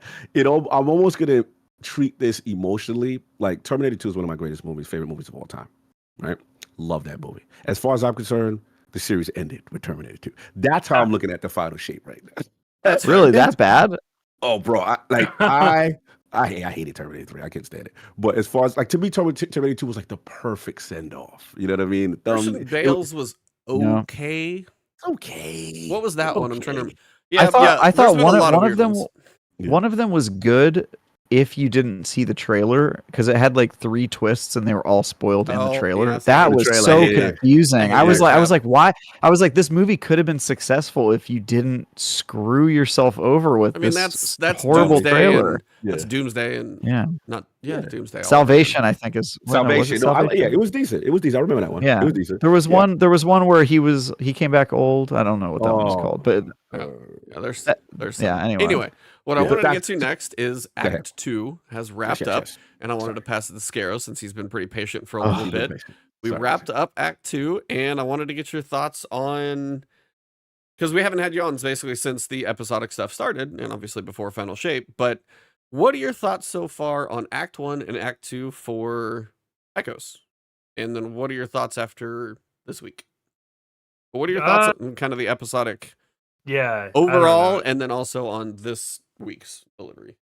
The pacing is killing me. Holy, I am so worried about how they're going to be doing episode 2, where they drop everything week 1. Oh yeah. I'm gonna be, oh my god, it's gonna be pulling teeth. It'll be running a cheese grater over my nipples. Holy, it's just like You don't want to run Battlegrounds and Breach Protocol multiple times. like, don't get me wrong. I actually like some of the content. A lot of the content I think is pretty good. Like the Battlegrounds are easily the best Battlegrounds we've ever gotten. I think the second one especially is phenomenal. I love it. The one where we went further down in the Nessus. I'm trying to remember specifically. Second one is the with the aqueduct that you jump across. Oh, the and- aqueducts with the things. Yeah. and it's that got like kind of the a- Atheon final boss. the Minotaur Atheon boxes box. in the Oh, end. you like that one? You like that Atheon No, that's the vibe, first huh? one. Oh, okay. You like Scarrow? You like that Atheon vibe? Come on. Yeah, sorry, that's actually Batheon, his cousin. But You know, I had to do it. I had to do it. I'm also like the 3% of people that love like the radiolite specimen farms to get the Yes. purple ones. I love that shit. No one likes that shit. I love Me and you were that here. shit. Yeah, The guns have been pretty good. Enigma Protocol with a secret mission from the first part was pretty cool. Mhm. The first seasonal activity was super mid. Don't like it. And then I don't know. Like some of the it's fun. It's like a decent season, like comparatively. You know what I mean? But the spacing is horrendous. It's ridiculous. And I just don't think it gets better from here. So that's what. And the narrative is fine. I think it would have been, instead of just Saint having an existential crisis, I think it would have been a lot more interesting if Maya was like all Exos Oh, I I see hate where you're going. themselves. Yeah, You know what I yeah. mean? Yeah. Then there's like, and like maybe your character, if you're an Exo, starts having weird stuff, but they'll never go that grand scale. I don't know. I don't like these individual focused in stories. And yeah, it's like the first 2 acts didn't even matter because Saint was like, oh, I hate myself. Oh, actually, I'm pretty cool. Great. Glad we spent 7 weeks on that Yeah, or whatever. yeah. You know what I mean? It's a little crisis. It's a little crisis. Yeah. But yeah, I'm not a big fan of the narrative. I'm not a big fan of the spacing. The gameplay's been good enough, in my opinion. So yeah. that's kind of where I am. Fair Hog? enough. Yeah. I gotta Caught go to Mr. Positivity on the Yeah. story here. Shout out to the great story of the Echoes, man. On the Can edge I of our have the seat. drugs that you're on whilst you're playing the story? Love it, man. Look, need you these know, drugs. I'm a fan. you're of the- joking, right? I'm a Ironically. fan of. I'll tell you what I'm a fan of. I'm a fan of the Battlegrounds. I do like to me they're grander strike. They're on a wider level. And then what I like what they do is the continuation of the past one. The progression is cool. The progressions you see. Okay, now we're going deeper now into the Radiant Link. So from a structural standpoint, yes.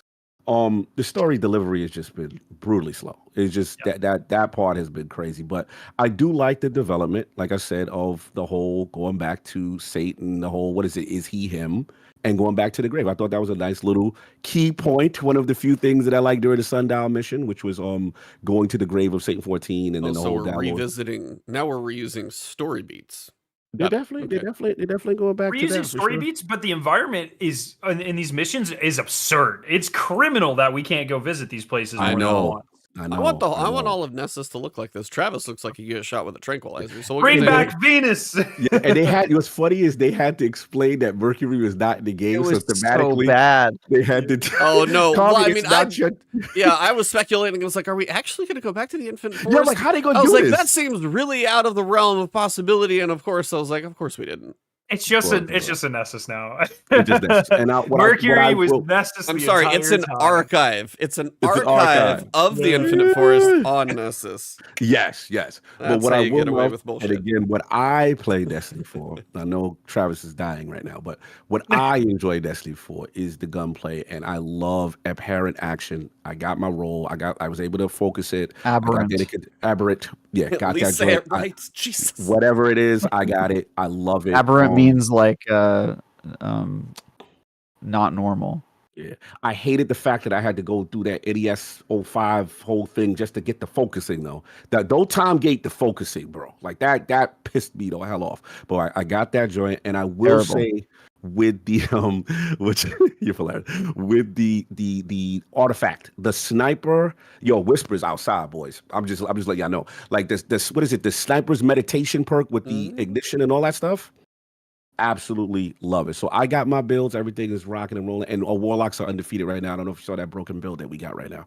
We are completely busted with Ergo Sum. And you get the one that has the that gives you the lightning aura. Mm-hmm. Bro, you run that with the what you call it? The getaway artist build. Bro, you're unkillable.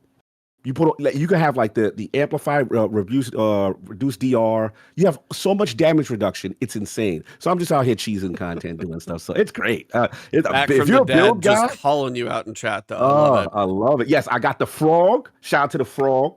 I did that. I was No, he some asked major if you smoke licked beat. the frog to get I ain't on licked the frog. the I hallucination got- that you're If experiencing y'all right now. not happy, that's y'all. Don't let y'all negativity infect me. I'm having a good time getting my weapons. You know, And I I jump will into say it. the I'm frog sorry, is the I'm high sorry. point of the narrative for me. I'm sorry, we're Hold on. yucking your yum, but yeah. No, it's all good. I jump in for my 1-2. This is why I love it. But this is the real. I jump in for my one day. I get everything done, and then I go back to my. So you're other really game. looking forward It's to great. episode 2, right? Oh, Just jump in hell for yeah. one This day. is So you're- And then come fantastic. back in Wait, 6 wait, weeks. wait. Reset. I get everything done, and I do my favorite mission of all time. Point of Incision, order, and then I get it, and I'm lit. Love it. Mr. Chairman. Point of order. Love it. Love it. Point of inquiry. Yes, You're saying you like it because it makes you not play it very much. I play it less. I don't have to live in it. I could Okay. do other things. Love it. No further questions. Yes. Good. The Love defense content. rests. Bring it on. More seasons so I can continue to live a healthy life and do other things. So the, Love it. Yeah. the prosecution My rests. point is, Got it. if one of your main compliments about the game that you say that you enjoy is that you like that you don't have to play it that much, I think maybe you have an unhealthy relationship with that game. Well, it was. That's what happened with Final Shade, bro. I was like, how many more things is it? Y'all telling me there's a dual mission that unlocked. I'm like, God damn, I can't keep it for. But wasn't it fun? Bro, for a content creator, God bless y'all. Y'all was eating. I watched all your guides. Scaro, you were killing it. Love you, God. I am glad I get to take a break. Thank God I can do this. But wouldn't it be seasonal better tune if- in next week model? Yes. Wouldn't it be better if your break was that they just made no Destiny content no, I since don't what want they're that. making you play is bad? Cut that out. Just because you hate it, don't impose your hate on me. Why I'm in a good why place. do you want more mediocre or bad content I'm not saying I so don't that you want can it. avoid playing it as much as possible? That's not what I'm saying. Just That's don't not make what the I'm saying. content. That's not what I'm saying. They can You're saying make it in good virtue seasonal- of your argument, which is No, that they you can like make that you don't good- have to play it. They can make better seasonal content. I just like the seasonal. I mode. like don't Flamin' have this Sarge issue. right now. He's like, I Yeah, love that's a pizza, good but point. I'm not going to eat Yeah. it 24/7. Yeah, 'cause but he don't like me. stop I'm making supposed to hate it. pizzas. Like, nah, that's you. That's You not take what your this issue is, yourself. though. I know. I But just he's thought- not I he's just not thought it was saying he's funny. not Nice saying one, he's Flamin'. not saying I like pizza. I'm glad I don't have to eat it every day. Mm. He's saying I'm glad I don't have to vacuum my floor every day, which I get because it would be worse if you didn't have to do it or if you had to do it every day, but it would be better if you never had to vacuum at all. That's for you. For you, sir. And that's great that you don't want to do any of it. That's awesome. For me, they can make Okay. the seasonal model better, but I am okay with just jumping in, getting my little space chores done in a reasonable hour, and then I'm out. Love it. Here's my stance. Mhm. If you like this season, if this seems like good content to you, you have bad taste, and you I should didn't stop. say that. You're talking. putting words Whoa, in my whoa, whoa. mouth. I said- never said you said that. I'm Okay, just okay. saying, in general, this is my audience. Why? Anybody who likes it, if you like this, you have bad taste. No, It that is your bad. opinion. That is an opinion for you. So yours is can't also an opinion. impose your Therefore, opinion of somebody I would also like to You're point out that we're trying to talking about this in a very really- black and white way, but there are definitely ways to enjoy parts of this content and not all of it, or the Yes, delivery, subjective. or the cadence. And those are also guys. Guess what? It works both ways. Those are your opinions. I let you say yours. Yes. Time to hear mine, bitch. Yeah, all right. You've already If spoken. you like this bitch. content, if you like this content, you have Mhm. bad No, taste. no, You that should is stay your away opinion. from stating your opinion Good. in front You of other can stay people. away. You in can stay polite away. company. Let us rock out who Why enjoy aren't what you we letting wanna me do. state my opinion, Cog? Are you Yeah. afraid? I let you say No, not at yours. all. You've interrupted me like 3 times during the course of me talking about how I liked it. That's why I knew No, I you didn't. were affected. You literally Let's interrupted roll- me. I couldn't even finish that I liked it because you Let- interrupted let- me 3 times when I was talking. I interrupted you to ask a clarifying question. Uh-huh. You're interrupting me while I'm trying to state I'm my just doing what opinion. you do. So let's I'm chill. just doing Let's what you chill, do when I Cog. talk. Let's Just chill. do what Let's you do chill. when I talk. That's all. When I All talk, right. you interrupt, and it's cool. When I do it, there's a problem. Are you done? Okay. No, are you? Okay, I can talk now. Okay, great. Yes, good. If you like this game right now, as you're playing it this season, you have bad taste. You shouldn't talk to people about your opinions because they're bad, and you'll infect other people with your horrible, horrible taste. The story is bad. The gameplay is bad. The activities are bad. The model's bad. The pacing's bad. Every time I log on to play the season, I am in pure pain. None of it is good. That's my opinion. All right, so maybe you should just stop playing. I would love to, but unfortunately, what you should it's my do then. job to play it. That's your fault. That's your problem. That maybe you should get another job because clearly you don't enjoy what you're doing. That's the point. I'm still having a good time. Cog, it is my job to play the game and say how I feel about it. But Sometimes, clearly as you don't can be, enjoy it. let me finish. As can be referenced really recently. Sometimes I do enjoy Destiny, and you can see that I enjoyed it when I played the Final Shape because they made good content. This, they should just not make it because it's like Lightfall. Destiny would be in a better place health-wise if Lightfall never came out. And I think that is true of this seasonal content. The game would benefit by all the players getting to take a break and them only putting out content when there's good stuff to play. It is my job to play it and to say how I feel about it. Right now, I feel like this content specifically is bad and they should have just skipped it. And I felt like the Final Shape was good because clearly it got more time in the oven and love and attention and the content was better. And I just wish that they would stop doing this to themselves because it gives me a bad impression of their game. And I just want them to just, it's cool to give us space. That's all. Right, that's fair. And guess what? Newsflash. Content's still coming. Newsflash. I know, and I'm so all that upset. you talking is not gonna stop. And guess what? I know, and guess but what? I can still complain about it. Let me finish. I can still complain. Are you finished? Because I'll let you talk. Okay. I'm just saying I can still complain. How you doing, There we go. Scarrow? You good? You all right, Scarrow? Like I said, Yeah, and guess what? Content's still going to come out, and guess what? We're still going to talk about it. So all the complaining, all the bitching isn't going to stop us talking about it. And I guess never what? said it would. Some people, I'm talking, and guess what? Some people are still going to enjoy the content. That's the point I'm getting at. Yes. Okay, great. And those people have bad taste. Yeah, that's your opinion. Mhm. I'm It done is. now. Hey, the exotic mission's gonna be fucking awesome, though. Okay, Yeah, we're far enough in. That one can probably stay. let's go. We're almost 2 hours in. I'll probably leave that one in. If you made it 2 hours in and you have a problem with the F-bomb, sorry. Sorry, I apologize. sorry, man. There's Yeah, some I mean, kid crying look, we right know now. it's gonna be one of the biggest ones ever. The strings are out there. It looks pretty cool. It's like, I haven't looked into anything about that one yet. don't worry about it. Is there Just go and is there any hope of this season episode? Is there any hope of this episode, totally different than a season, rebounding in Act 3? Is there any hope? Completely rebounding? No. I look at the acts as completely separate content. I mean, especially at this point, the story's completely different. Like, it's all going to be no. I think you're right, because I think like if you liked a TV show but you said but the first 5 episodes were slow, that doesn't mean that the 5 episodes that you watched that were slow are now better because the rest of the season wasn't. It just means it got better, right? So I'm with you there. It's weird because with seasons, typically all the activities drop at once, and you can pick what you want to do. And for like, let's pick a season like Season of the Deep. Overall, decent season. You had deep dives, which were pretty fun. They were unique for Destiny, and then you had Salvage, which sucked.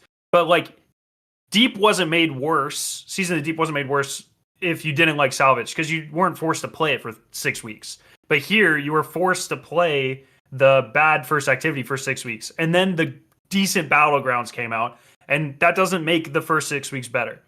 And then we had how many weeks? 12 weeks of like mess story, and now we're gonna finally get 6 weeks with good story. That doesn't make the mess story better, So it's like, I don't like this pacing. I think it doesn't do him any justice. I completely agree. You isolate the bad parts of the season, and you don't. Even you isolate the good parts of the season too, but that means they can't cover up the mistakes of the bad parts of the season. And I think that's a bad, good and bad are relative, Travis. Decent parts of the season. And, I understand that you guys are measuring all of this by the Destiny bar that is extremely low for seasonal content. Yes. I get that.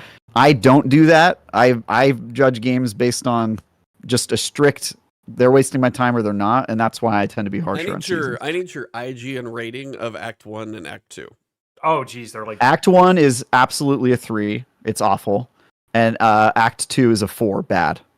Okay. I just was trying to put a number on it, so now we're good. Act 2 is slightly better because you at least have one plot development, but then you also have them like recanting the plot development they set up in Act 1 of Saint having a crisis. He like resolves it in the middle of the story. It makes no sense. Like, I don't even... What was the point of that beat? Kill time. Fill 6 weeks. Dude, it was crazy. It was the craziest thing. I totally agree. I mean, like, Maya Sundaresh is the figurehead of the season, and she hasn't been introduced until literally the end of Act 2. That's not how you do story development. I don't know what's up with that. No, I mean, this is kind of where I was at the end of Act 1. I was like, nothing happened. So then we get to the end of Act 2, and we finally meet Maya Sundaresh as the conductor. That should have happened somewhere in Act 1. That at least would have given you an introduction to the villain. We still don't have...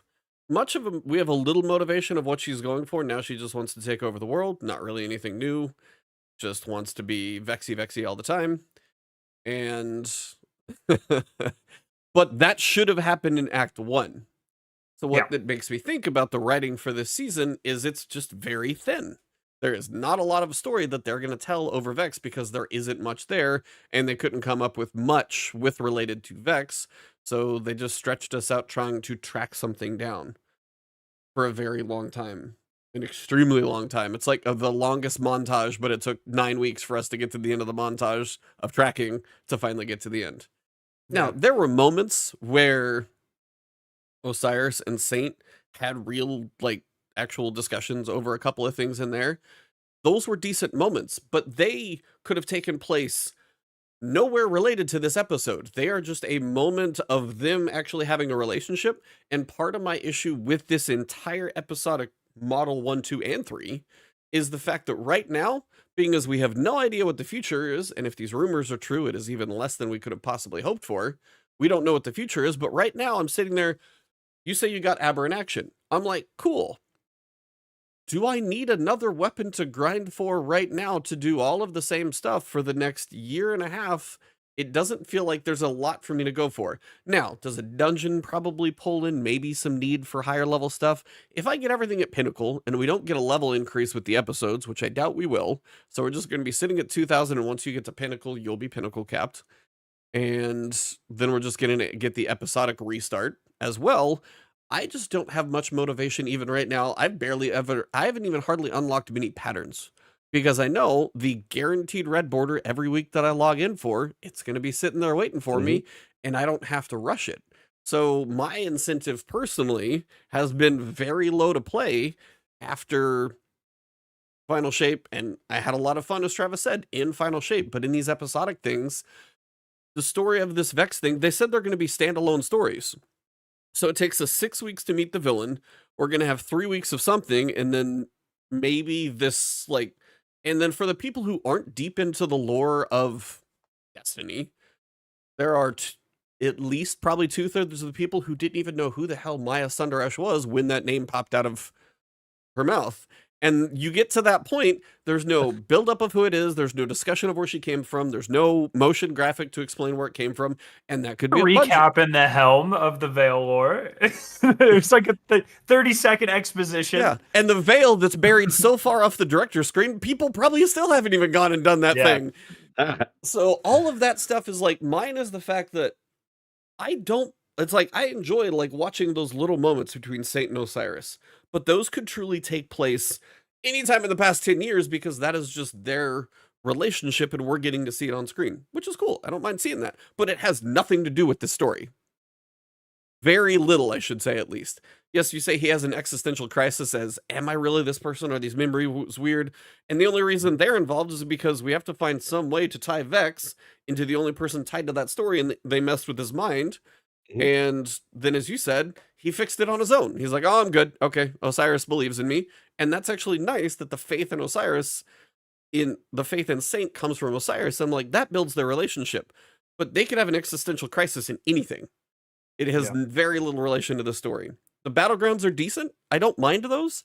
But I'm also kind of the same. I'm like, how many times do I want to go run the Vanguard playlist right now? Probably not much more than I want to go run the Battlegrounds at this point. There's not much motivation for me to go run Battlegrounds over and over and over.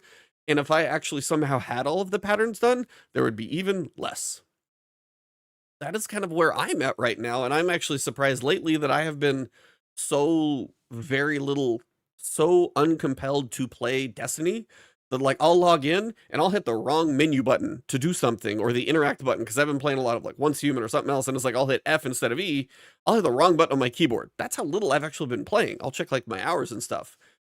I was like, and I'm not going to say the First Descendant did a whole lot of things right because it has plenty of issues on its own, but there is an in-game grind that you can feel in that game. And when you unlock your optimizations, which are a crazy grind, don't get me wrong. If you don't like grindy games, that's not your thing. But if you do put in the time, you feel the power difference. If I put in my time right now, I don't feel different from almost 6 months ago. I feel basically the same. So that's where I'm kind of at. And the story pacing for me, I'm like, what are you going to do in 3 weeks that you haven't done in 6 already? We met the person. Okay, we got 3 weeks to now chase her again and then shoot her. I don't know. Like, I don't know what's going to happen, but I was like, it doesn't feel like there's much. And if it's self-contained, it's not going to continue into Revenant because they say you can play these things later on and come back to them and still have the complete story. So in 3 weeks, we're going to close this little story, but it's going to be 15 weeks to get to 3 weeks that may matter. And I don't know if they even will at this point. So far, Act 1 and Act 2 has not proven to me that Act 3 is going to do much worthwhile in the story. It's like, this would be one of the books, like if my wife was reading, it's like, I'm bored. I would probably be like, she tends to finish her books. I'll give her credit for that. And this is one of those, we're Destiny players, we're going to finish our act. We're going to finish Act 3 and see the story through. Right. But it's like one of those, you could probably put it down and be just as happy with your time the other way. So that's kind of thing. It's like if builds with, what am I trying to think of? Apparent Prismatic. No, Prismatic? if builds with Prismatic are fun for you, that's totally fine. But there's a point where like you can only put so many more builds together. After a while, it is going to be. Let me jump in because I see this commentary. I think that me and Travis has started. I want to get ahead of it. Like, look, everything you guys are saying on a personal level for your enjoyment is fine. If this no longer gives you enjoyment, that's fine. You realize that I didn't knock yours once. No, I'm not. I'm just saying in general. So I was like, I didn't touch your enjoyment at all. No, I get that. I'm just saying in general. But we have to. The thing that I don't like about gaming discourse right now is joy stealing.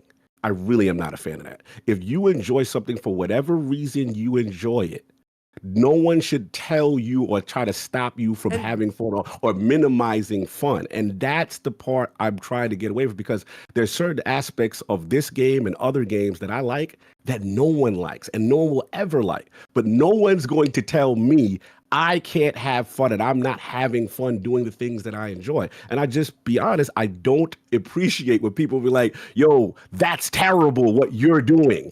Like, I will never go to someone else in someone else's timeline and be like, yo, you having fun? That's trash, though. Like, that's why I said this is where I'm coming from. I just want to express my opinion. This is what I see in gaming discourse lately, and I hate it. We have to allow people to enjoy things for whatever reason they enjoy. That's what they do.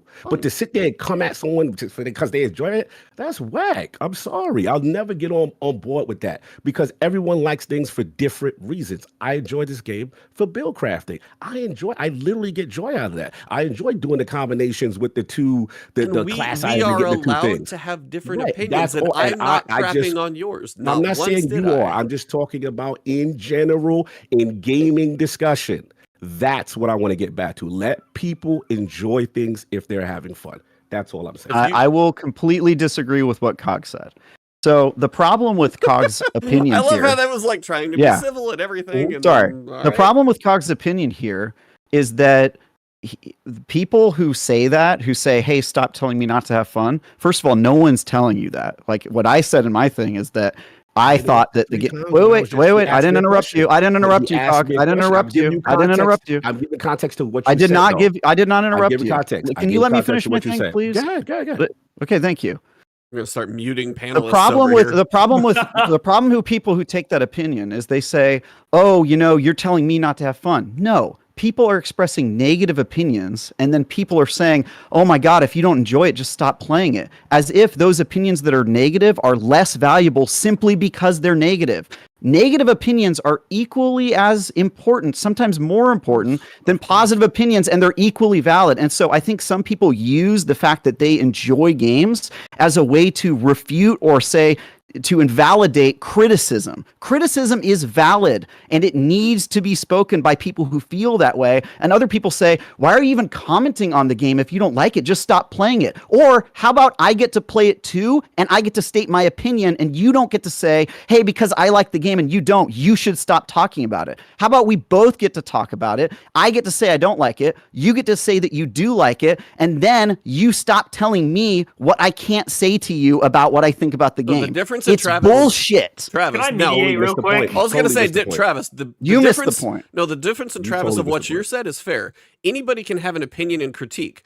The difference is the way you started your discussion to Cog is the fact that you said you're wrong. Thank you. That is the one thing he that you doesn't listen said. to himself. You literally said Cog is wrong. That is where you crossed your own line. But that's where you crossed your own line. No, that's not it. That's not it. You can't tell him he's wrong to enjoy a game. You can say, I feel this way about a game, but you can't say, I feel this way and your opinion is wrong. Wait, listen to the word. What's going on? Hold on. I said that he has bad taste, which is also an opinion. That doesn't mean stop enjoying the game. It just means it is bad. And the fact that you think that it's good means that I think that you have bad taste in games. At that point, you go from attacking the game to attacking a different person. Yeah, no, I'm attacking his opinions. I'm attacking his opinions. People are so fragile online. If you say you have bad taste, you're attacking the fact that they have certain opinions. You're attacking those opinions. I didn't say you have bad taste. Just missing someone's opinions. What's good taste? Good taste is people who like the games that I like. Obviously, everybody feels that way. That's exactly it. That's my point. That's what I'm trying to say. Of course you can. Your own argument. Of course you can. This is people's problem. They're so fragile. I didn't say, look, you have bad taste because you're stupid. That would be an attack on you. I said, you have bad taste because the things that you like aren't fun and you have low standards in games, and I think that isn't where we should be going. The games so that is very different. Of course, that's the whole point, and so therefore you shouldn't feel attacked. I didn't say you have objectively wrong opinions. No, Travis, I didn't say that. I got to stop and say, if you say he shouldn't feel attacked, you should not comment on his taste, his opinion, or otherwise. You can say, if you are enjoying this game, that is fine. In my opinion, I don't like these things about the game. You can have different opinions about something, but if you sit there and if you tell me it's like, I think your taste is shit, that is a direct attack on an individual about their thoughts. It's an attack on your opinion. It's a attack on your opinion. You're saying my opinion sucks. I'm allowed to have my opinion, and you're allowed to have yours. You are, but you realize you're invalidating my right to have an opinion that your opinion is bad. That's an opinion. You're trying to say that both opinions are subjective, but you're trying to basically state one opinion is not worthy of another opinion. So No. Now you're twisting my words. I said your opinion's the game's good, my opinion's the game's bad. I think your opinion is bad, and you think my opinion is bad. That's all okay. You can say, I think you're wrong. That doesn't mean I think you're bad or you're stupid. It just means I think you are wrong. That's an opinion. It's fine. Okay, but there's also a different way to approach a conversation, to have a conversation with someone to say, I agree. And people tend to try to walk that line. They try to walk on the eggshells of other people's opinions and say, oh, well, I'm not going to say that you're wrong directly. I'm just going to state my opinion, which is counter to yours, and walk around it. And I don't just buy that bullshit because it's fragility for no reason. But what you're doing is unnecessary. Why can't I just say that you're wrong if I disagree with you? Because why is that bad? Why does that have How to do you be... say someone's wrong if I say I enjoyed something? You can't tell me I'm wrong. Like, no, but if you say that the story was good, I can say you're wrong. But what if they enjoyed that story? That's the qualifier. Wait, was my argument ever that you guys didn't enjoy the things, or that you enjoying that's it the was... argument you were just Yeah, making. exactly. That's my framing point. It. No. You guys are taking it a step further. You're taking it a step further. No, you did. Just now, I used your words. I quoted you when I said that. What do you mean? When I said, if you can't tell me I didn't enjoy something, you can't tell me... So I never said that. If I say I enjoyed something, you can't say you are wrong. Those were the exact words you used right before I said that. No. Whoa. Yes. I said that we're streaming. I said you're wrong for enjoying it, but I didn't say you were wrong about it. That's the problem. How can you say they are wrong for enjoying it? You can't tell. Because I'm not. Wait. I'm not saying I'm that just playing devil's advocate, but I'm using your words. I know you are, Scarrow. But my point, there's a very big distinction between you are wrong for enjoying it because it was bad, and you are wrong about you enjoying it. I was never arguing that you guys didn't like it. I'm simply arguing that if you did like it, maybe your standards are too low for video games. That is a fine thing to attack. It's not a personal thing. It's just saying that your opinion is wrong, which is okay. We're just gonna agree to disagree. Yeah. That's the whole point. And I would never do that to someone. I would never. Why not? No, because it's disrespectful. It's disrespectful. No, it is. I think you're doing it anyway. There's no singing and dancing around it. If that gives someone joy, and I sit there and say your opinion of why you love that is wrong, that's just disrespectful, bro. It is. But here's the thing, you're doing it anyway. Because if you state your opinion and it's in direct conflict to mine, you're already saying, I think your opinion's wrong. You're just dancing around it to be polite. And I want to normalize people being able... I want to normalize people enjoying what they want to enjoy. I'm never saying that people can't enjoy what they're going to enjoy, but I'm also saying that if you disagree with something, what's wrong with saying that? It's okay to disagree. That part you're right. According to you, it's not. According to you, I have to follow. To say someone's opinion on something is wrong, we will never agree on that, brother. Ever. You are already saying it. You're already doing it. You are already saying that you think that I'm wrong. It's just that you're not saying those words because of some weird politeness dance where you are. Why can't we just be friends who also say I think you're super wrong on this issue, and then that's okay? That's my point. Because then what are we normalizing? Are we normalizing the fact that we can't have a conversation about these things and that we can't fight back and forth? Isn't that the fun of having differing opinions, is being you're wrong and here's why? What's wrong with that? That sounds fun to me. Like I said, opinions are subjective.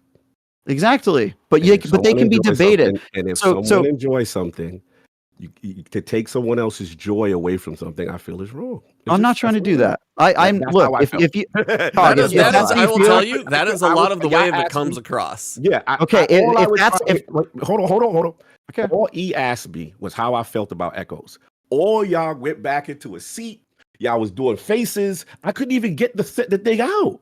That's disrespectful. That's what I'm trying to tell you. No matter how you spin it, it's disrespectful. Or I give you the opportunity to say why. I may not agree at the end of it, but it was just the way you delivered it, brother. It was out of pocket. And I had to call it out. I wasn't feeling it. I was like, damn, I don't do that to you. I never do that to you. Even if something there's been times I've harshly disagreed with you. And I'm just like, all right, let me let him get his rocks on. Let him hear where he's coming from. And then I'll state my joint. But the way you went about it, I was like, damn, I can't even like this thing. Like, okay, cool. Well, that's I mean, if I strongly disagree with you, obviously I'm going to strongly disagree with you, but I think that friends are honest with each other. There's a difference in how you present something, though, and it's all about like the tact of how you can handle something, whether it's a friend or a professional or anybody else. You can say, hey, you enjoyed the game. It's like, in my opinion, I thought the story was crap. That is exactly what somebody could say, and that's probably what I said when I came to my turn to actually talk about it. The difference when you started, your first couple of words were "you're wrong." And it's but you were saying that you were talking. Stop. You're saying always words. Stop. Okay, so do you want me on the show to not talk or to talk? Let other people. Why am I here? All of us should try and let other people talk. I got it from my wife to a point. I hate it when people interrupt each other. Bugs the living shit out of me. Absolutely does. All the time. When you let somebody finish their sentence and then you actually listen and answer that person, that is you not waiting to talk. You are listening and then responding. Big difference. You are not trying to shove your thought into the middle of theirs. I can't even get my sentence out right now because you want to say something else. So hold on until that's all I'm trying to see. And you can't stop talking right there. There are I'm not points. Talking. All I'm trying to say is the difference between when you can present that you do this all the time. You are an extremely good critic. Absolutely fair, reasoned, logical. This wasn't great. This was enjoyable. This was good. Those are your subjective opinions. They're usually pretty understandable to understand your reasoning. People can have different opinions about it.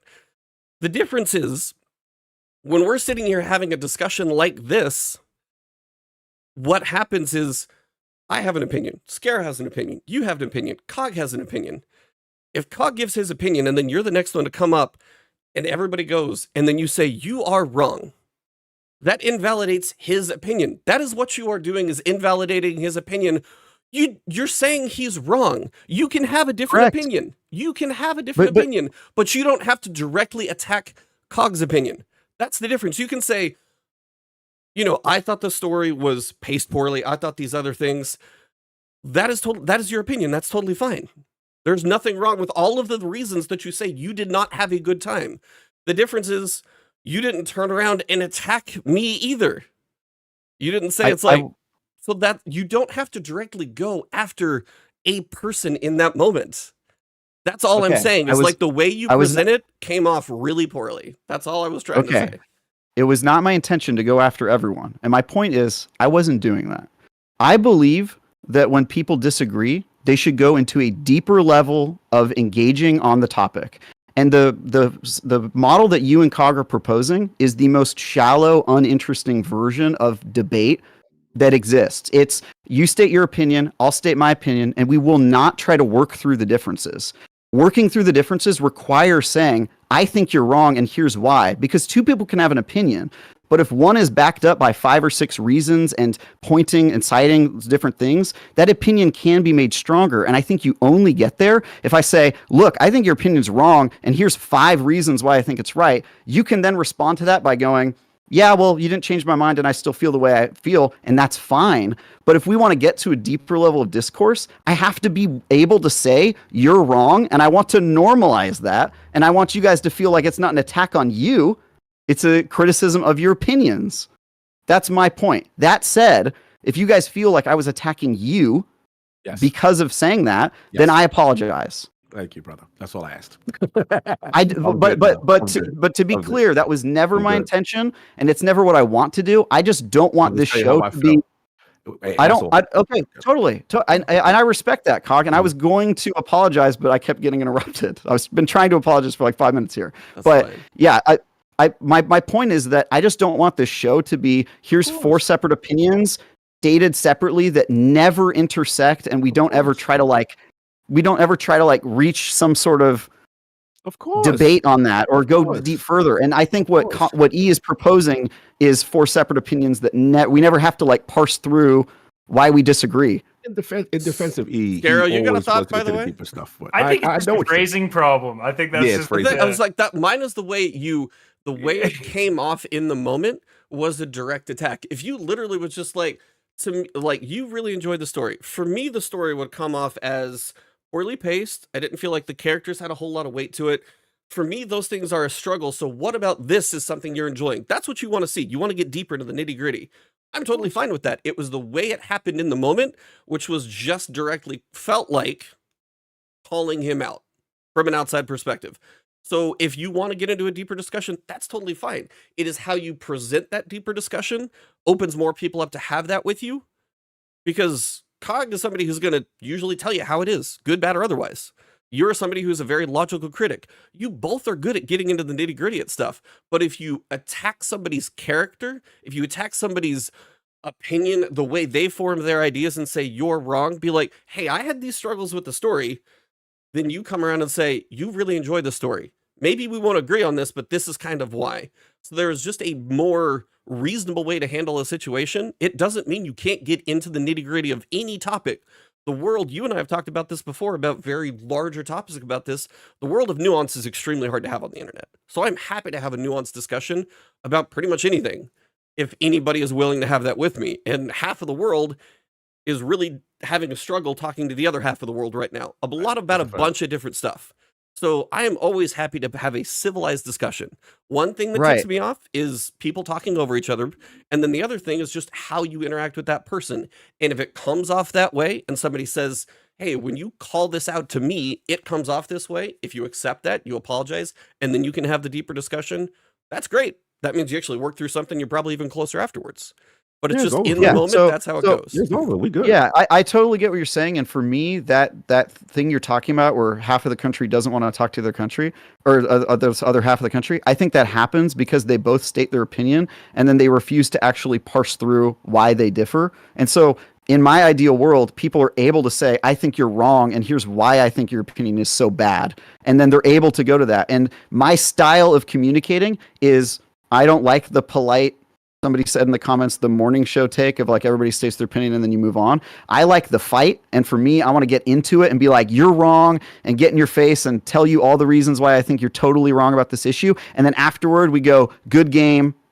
See you next week. You know what I mean? Like I think it's just coming off abrasive, but that's my style. I'm just an abrasive guy. No, I get it. And I think for me, I love getting into the nuance and the nitty gritty, right? I think that to me is what has the discussion, because I think E's overall point with the way the world is set up right now, whether it be politics, religion, sexuality, whatever, everyone is just going at you, but no one's even willing to listen, right? That's the thing, right? We know people not even willing to have that listen to each other, because it's all like fact, like gangs in a way, like everyone, just you on the other side kind of thing, right? So I think that having the conversation is important. The only thing, like I said, me personally, I've always prided myself that even if someone I completely disagree with their opinion, I just try my best to be respectful to them so I don't feel like I am personally attacking them. And that's just my style, you know what I'm saying? Because I like to have the discourse. I like to say, all right, you know what? I'm totally on the other side of this, but let me see why he's there, that kind of thing. And I think that's important too. But I'm good. And I still love you. Of course.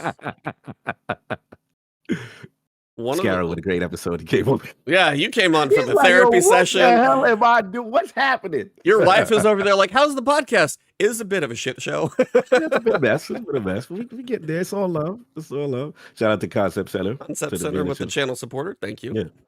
And for the record, Trevor, I definitely know what you mean in terms of people not having the surface level discussions. I don't want that point to be lost. I think we gotta be able to dig deep, and I agree with that part 100%. Yeah, like for me, it's just like I want people to believe in their opinions so much and be willing to fight for them and like get in each other's face about it, and then I want that to be socially acceptable. And so I have a real problem when people use hey, it's my opinion, you're not allowed to question it. Like, definitely not. Yeah, it's just your opinion. Like I can tell you your opinion is stupid. Here's why. You know what I mean? Just like a phrasing that's what I want. Like, I don't know. Like I think you're right. I think it is a phrasing thing. I came off like an asshole. Yeah, we all want the same things. Yeah. We all do. we all want to have the deep, nuanced discussion. We all do. What I was trying to say when I was muted and I was laughing because I was talking about this in He's chat. like, I had the best point. Damn it, I was muted. No, it's not it's just an interesting way of looking at this because it's something you would never think about, and I didn't throughout grad school. And I used to have, and I still, my natural reaction is a very Travis like. I'm very passionate about things, and that's how I do it. Over my past year and a half in corporate America, they've been preparing me, or I've been taking classes to go into management and leadership and stuff because that's what people with PhDs do, and it's really boring. But part of this is many classes of having crucial conversations and mastering dialogue and all this bullshit. But there's such a huge psychology that's an unconscious bias that people have just based off of how you phrase things towards them, and that's literally all this was. It's just you can tell people if I debate science all day long, but there's a big difference between me saying, Jonathan, you always support the worst ideas versus Jonathan, maybe that's not the best idea for the company right now. They convey the same message, but that's all it was. So I just think it's really funny because I've been sitting in these classes and being like, "Oh my god, kill me," and now I'm like, "Oh my god, it actually I'm seeing it play out in real time actually." So random moment for a second there. Concept Center joining with 20 gifted memberships. Haven't seen you in here before because you're kind of brand new, I think, but. And this is kind of one of those moments where you actually hope it's real, because I know some people have been kind of gifted. Faking gifting. I mean, I don't know if you've ever heard of like other people actually having donations and then chargebacks to make it worse for the individual. Oh, yeah. Oh my god! Yeah, some people donated certain amounts, like on Twitch, like when you could do donations, and then they would do chargebacks, but you get hit for every chargeback, so it's worse than the actual donation. It was like one of those things. I literally saw a tweet about that. But honestly, dark times for a favorite game. But what uplifts me is saying, like your podcast. Thank you guys for entertaining us over the years. Regards from Liechtenstein. Oh, that's kind of awesome. Okay. This is always one of those moments when I'm like, seriously, like when I see that generosity, I'm always just kind of like, I don't know what we did to deserve that, but thank you very much for the generosity for the show. It's always appreciated. And yeah, we are, if nothing else, entertaining tonight for you. I'm sure all of you guys that are watching tonight are like, what? This was a Destiny podcast. What are we talking about here? But yeah, this is passion. Many subs is cheaper than therapy. Okay. Hey, there you go. Yeah, that's cheap therapy right there. And 3 Geeks gave 10 as well. 3 Geeks gave 10. 3 Geeks always coming through. I mean, he was a big donator for a game to give and everything else. 3 Geeks always coming in clutch. This is a sign. More heated discussions means more channel membership gifts. Not like this, Daddy. Not like this. Not like this. All I can ever think is somebody says "not like this" is the Matrix. That's the first thing I go to every single time I hear that line. You guys want to have a real heated discussion? What are we talking about next? I think the original 3 Star Wars movies are the worst 3 because they look the worst. I'm gonna sit here. Whoa, that is crazy opinion. That's a very Zoomer opinion, but every time I try, worse than the prequels. The prequels are so bad. But you said the the choreography is better in them, so they're more interesting. They catch my Zoomer brain a little better. Oh my god. Yep. That's unhinged. I'm sorry, but it's how it goes. Every time guys. What's the old guy? Hey, Obi-Wan? Do you know Obi-Wan, but like the actor, the old Obi-Wan?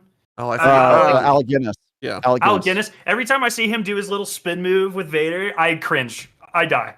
It is a very wonky scene, but I mean, yeah. It really just, I guess it depends what you put priority on. Hey guys, if you ever wanted more proof that this seasonal content isn't that good, just look at Scaro's opinions of Star Wars. He hates the original trilogy more. So there you go. That's my point. Is bad taste. I'm not a big Star Wars guy. I don't like a lot of Star Wars. I think Rogue One is really good, and that's pretty much like the only Star Wars content I would go to bat for. Rogue One is very good. All other Star Wars, I watch it to stay familiar with it, but I don't really find the universe that interesting. But the new movies are interesting because the graphics are better. And so, sorry. As a 58-year-old, I think episode 3 is best. I think episode 3 for me. Oh my. That's what it has the best fight scenes, man. Episode 3 does. Episode 3's lightsaber battle is the best. Now, granted, I haven't watched Acolyte yet, so I do need to check that one out. I've heard Y'all that's are extremely cursed. good. Y'all are cursed people. No, but sorry. the lightsaber battle in Episode 3 is fantastic, in my opinion. Okay, yeah, it is good. That's a good. That fight was scene. like but the that best is, fight scene in Star Wars is in Rebels. Star Wars Rebels. Oh, I need to watch that. I've been slowly working through Clone Wars, but I can't keep up with everything, so it's eventual one. I've heard about that one though. That one's pretty good. So the biggest thing is Andor. Oh, Andor was damn good. There's gonna be a second season of that, but Andor surprised me a lot. The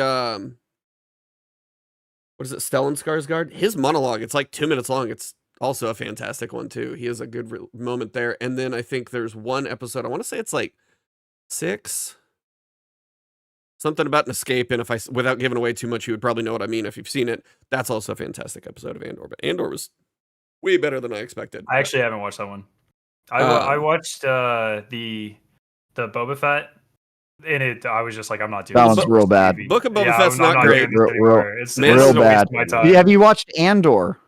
No, I haven't seen Andor, and I haven't seen Acolyte. Andor will make you quiver, my boy. Watch that. Did you watch Mandalorian at all? So. Yeah, we've seen all 3 of those seasons. Yeah, okay, yeah, and the first one was pretty good. Yeah, I like the first one, Amanda. Yeah. But yeah, it's fine. I don't know.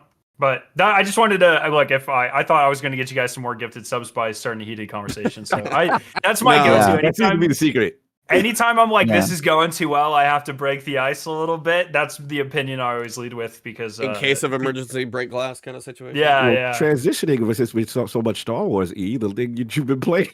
Star Wars Outlaws. Oh yeah, we forgot about dude. What a great transition. That is a great segue right there. That's way better than anything Linus has done in a while. So, so I got to play Star Wars Outlaws for 4 hours actually, which is.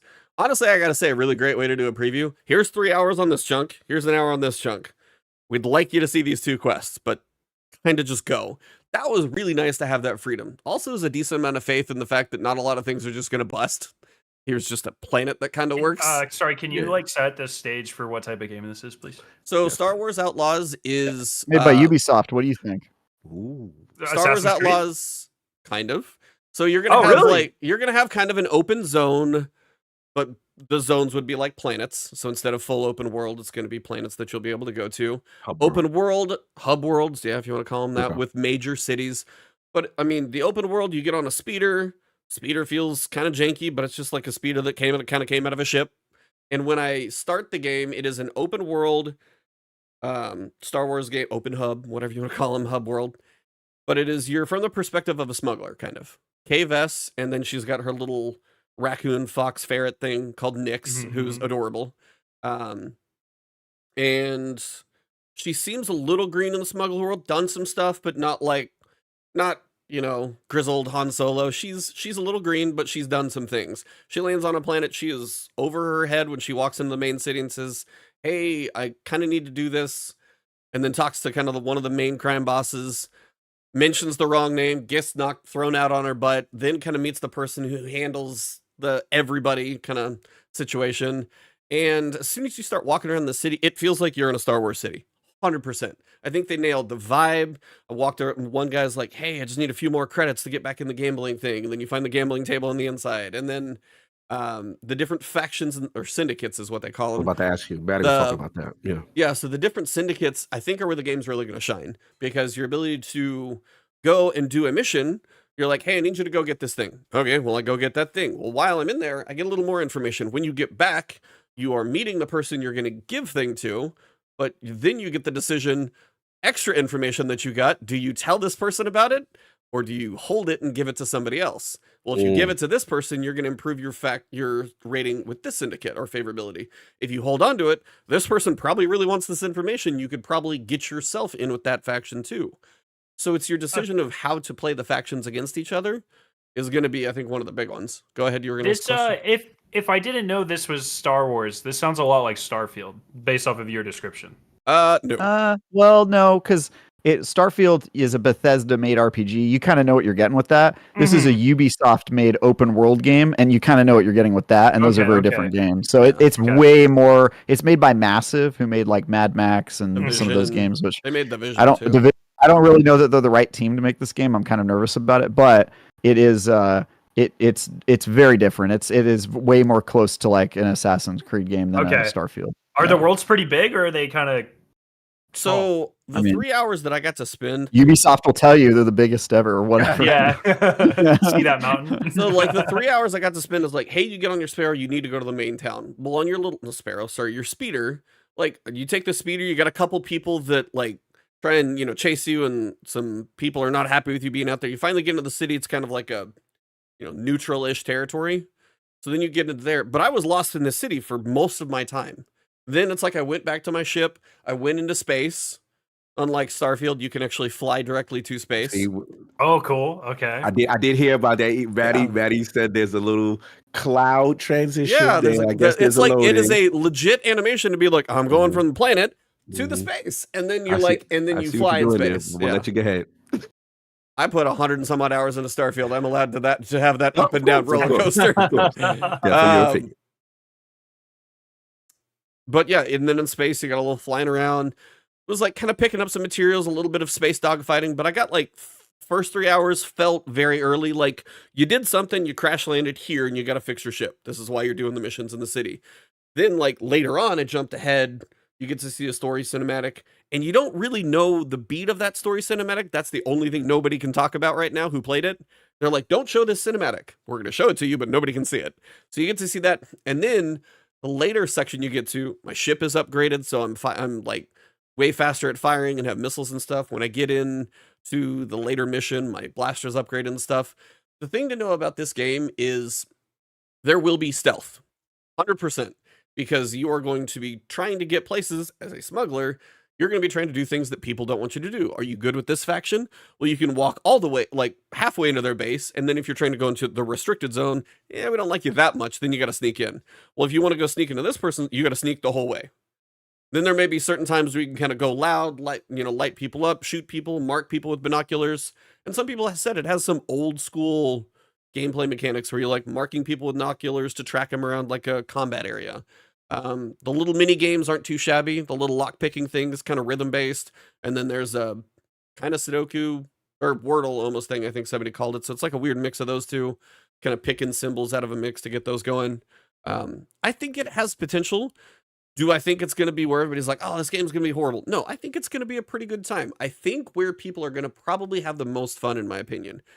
For one, if you like Star Wars universe, this is obviously going to do some benefits. But if you want to get into the syndicate character interactions, I think those moments, voice acting, extremely well done. I think the voices are very fitting for all the characters I'm seeing. The cinematic cutscenes so far are like pretty well animated. The like walking around stuff is, take it or leave it as it is. But if you want to walk around as a smuggler in a Star Wars world, maybe find some materials to upgrade your blaster, maybe pit this faction against this faction because you found some information and you just want to go all this one faction and screw everybody else over, you're probably going to be able to, which means I feel like I don't know how the overarching story is going to have like different endings. I don't know about that, but I feel like your faction interaction is going to be where some people have a good amount of fun. I had a good time and I'm looking forward to it. I don't know if this is going to be like a 9 out of 10 amazing game. I think it's going to be an easy 7 out of 10 for me, just like a good time in a Star Wars game. And it's a story game. If you want to play it now, if you want to wait till it's on sale, you're still probably going to have that experience. So that's kind of like my general thoughts on the 4 hours. I didn't get like a tease of the overarching story.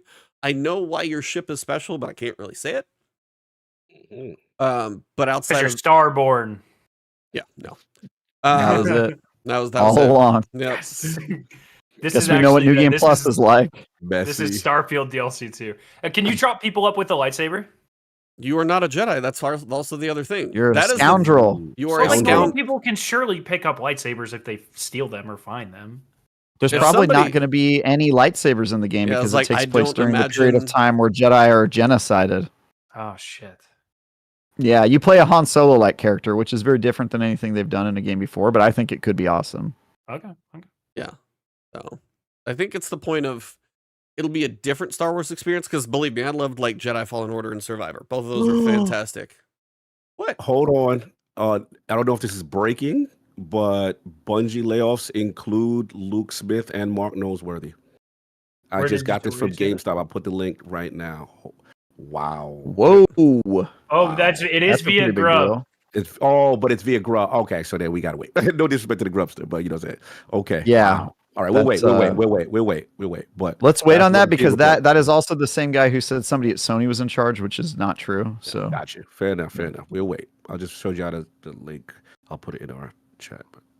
Yeah, Grub says, quote, Beyond was payback, but he'll talk more about what he knows actually right now. So, that's probably where this information came That's from. probably that's yeah. I wouldn't trust that just yet. Yeah. We will wait. Let's see what Luke Smith's LinkedIn looks like. Looks like yeah. Well, this is going to be one of still, our he's still at longest. Bungie. This is going to be one of our He's still at longest Bungie. episodes in a long time, and about 45 minutes of it was an argument, but that's fine. Was it really that long?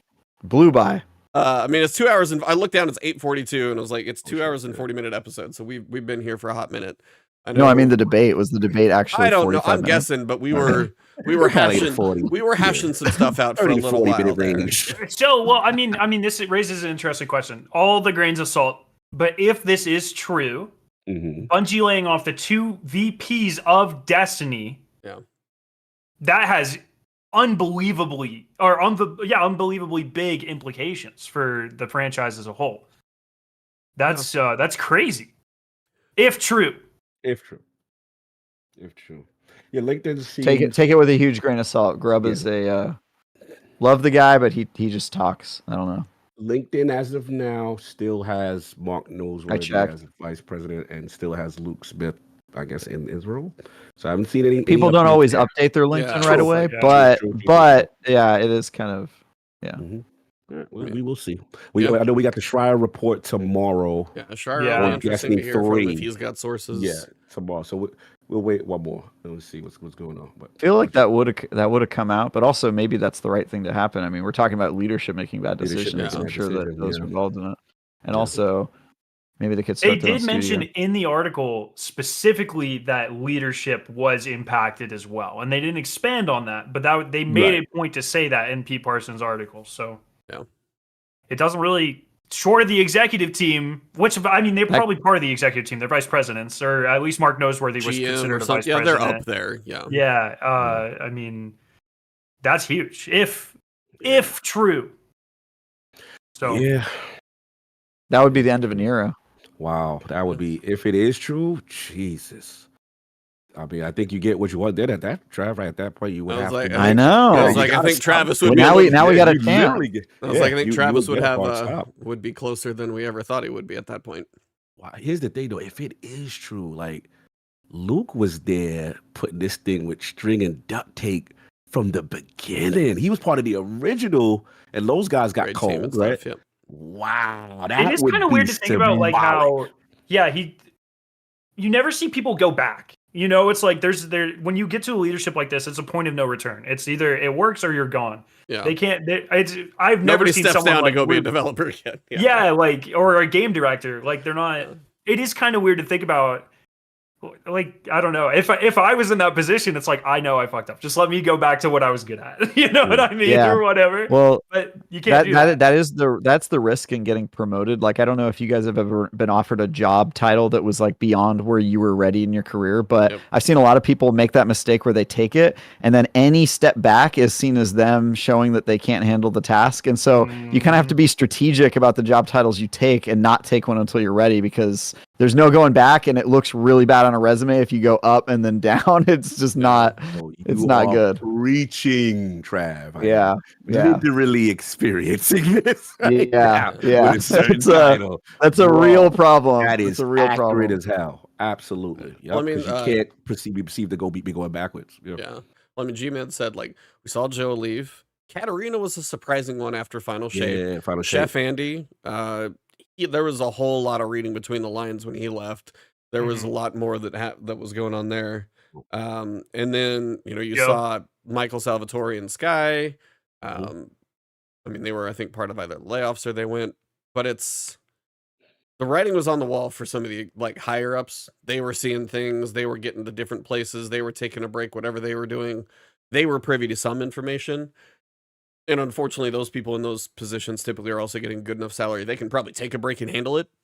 So it's a lot of the people who are in the day-to-day, the grind, the animators, the editors, all of the developer level are the ones that get hit the hardest. Because those are the ones that usually need the job the most, don't have as much of a nest egg or anything else, and also the ones that don't just instantly, like, it's harder to jump to that role again. So, yeah, somebody like, I mean, yeah, Luke Smith and Mark Noseworthy being where they were for a while, financially, they're fine for a good bit. They're not hurting.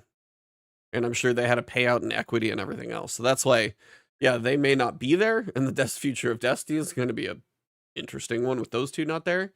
But also is like, it's a question of like, what have they been doing? Because you had Joe come in as game director. It's like, so we don't have any other like Destiny stuff. We don't know what they were doing. If Mark Nosey was on the financial side. I think probably with these layoffs, it was probably practical, right? Like, hey, we're cutting the team in half, so all of that extra Destiny universe stuff that we were planning on is probably not going to happen anymore, and that means we don't need a franchise director. Yeah, if that's the case, yeah. Whew, what man? That's wow. I could see that being true, honestly. Why do you need a franchise director for a team that's only 800 people? Yeah.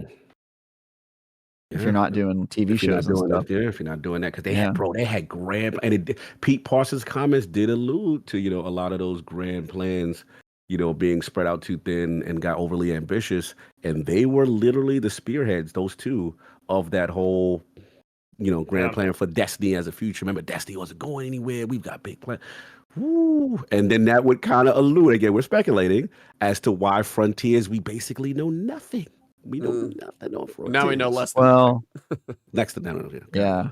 I think whatever we thought we knew about Frontiers has now been thrown up into the air. Like, who even knows if whatever they were planning is even a possibility? Like the leak could be less than accurate. So, I mean, that brings up another question. The Destiny 2 team account yesterday said that none of the short or long-term plans of Destiny have been affected by this. Do we just not believe that? Or... How that's could it an not official be? Bungie communication? But I know, but how could you lose? Even if you think that's true, how could you not be impacted by losing 350 people from your team? Like, how could that not affect your? I mean, it's like they may kind of have the pipeline from the episodic teams kind of stationed already. The only other thing is Frontiers. We don't have it. We know nothing about that. So the fact that they can say the future plans aren't changed, that can just be it's a code name. They literally told us nothing. So of course they can say like the long-term plans haven't changed because the short and long-term are the 2 episodes. Anything outside of that is, I think Travis said, is fair game to be whatever they want it to be right now. And that could be Sony picking what it wants to be at this point. And do we know how their seasonal teams were affected? Like how much smaller are Alpha and Omega? We don't. I don't honestly know anything that... I don't know that much of the minutiae. I saw very few like game play designer type roles. Yeah, it feels like they would be making like activities. Yeah. But you would lose like skyboxes, you would lose music designers, you would lose player support team. If you can shoot a gun in an activity in the close world, you're probably okay. But anything outside of that specific...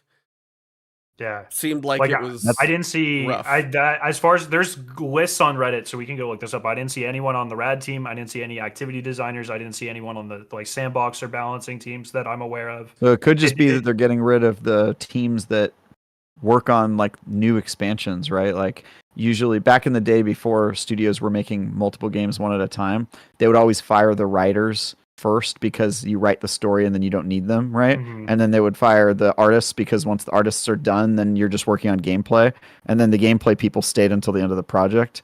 And then now they try to keep people on full time for consistency sake and stuff because games get updated in real time. But it could just be like, hey, you've already done your job for the next 2 DLCs and we're not planning on making more after that, so we kind of don't need you at the company anymore. Yeah. Well, a buddy of mine just updated me because I told you guys earlier that Intel laid off 15,000 people. Apparently now it's up to 20,000 people. I don't know how big that one's going.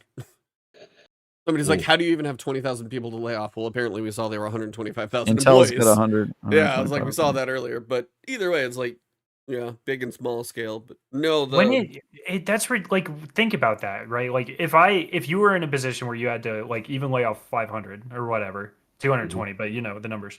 You have to go through and identify those people, or someone has to at some point. 20,000 people, like you're just cutting you. There's no way each of those people were individually.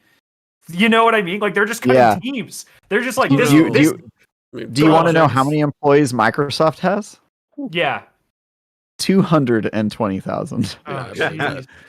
Yeah, so like they're it's twice the size of Intel. Like that's ridiculous.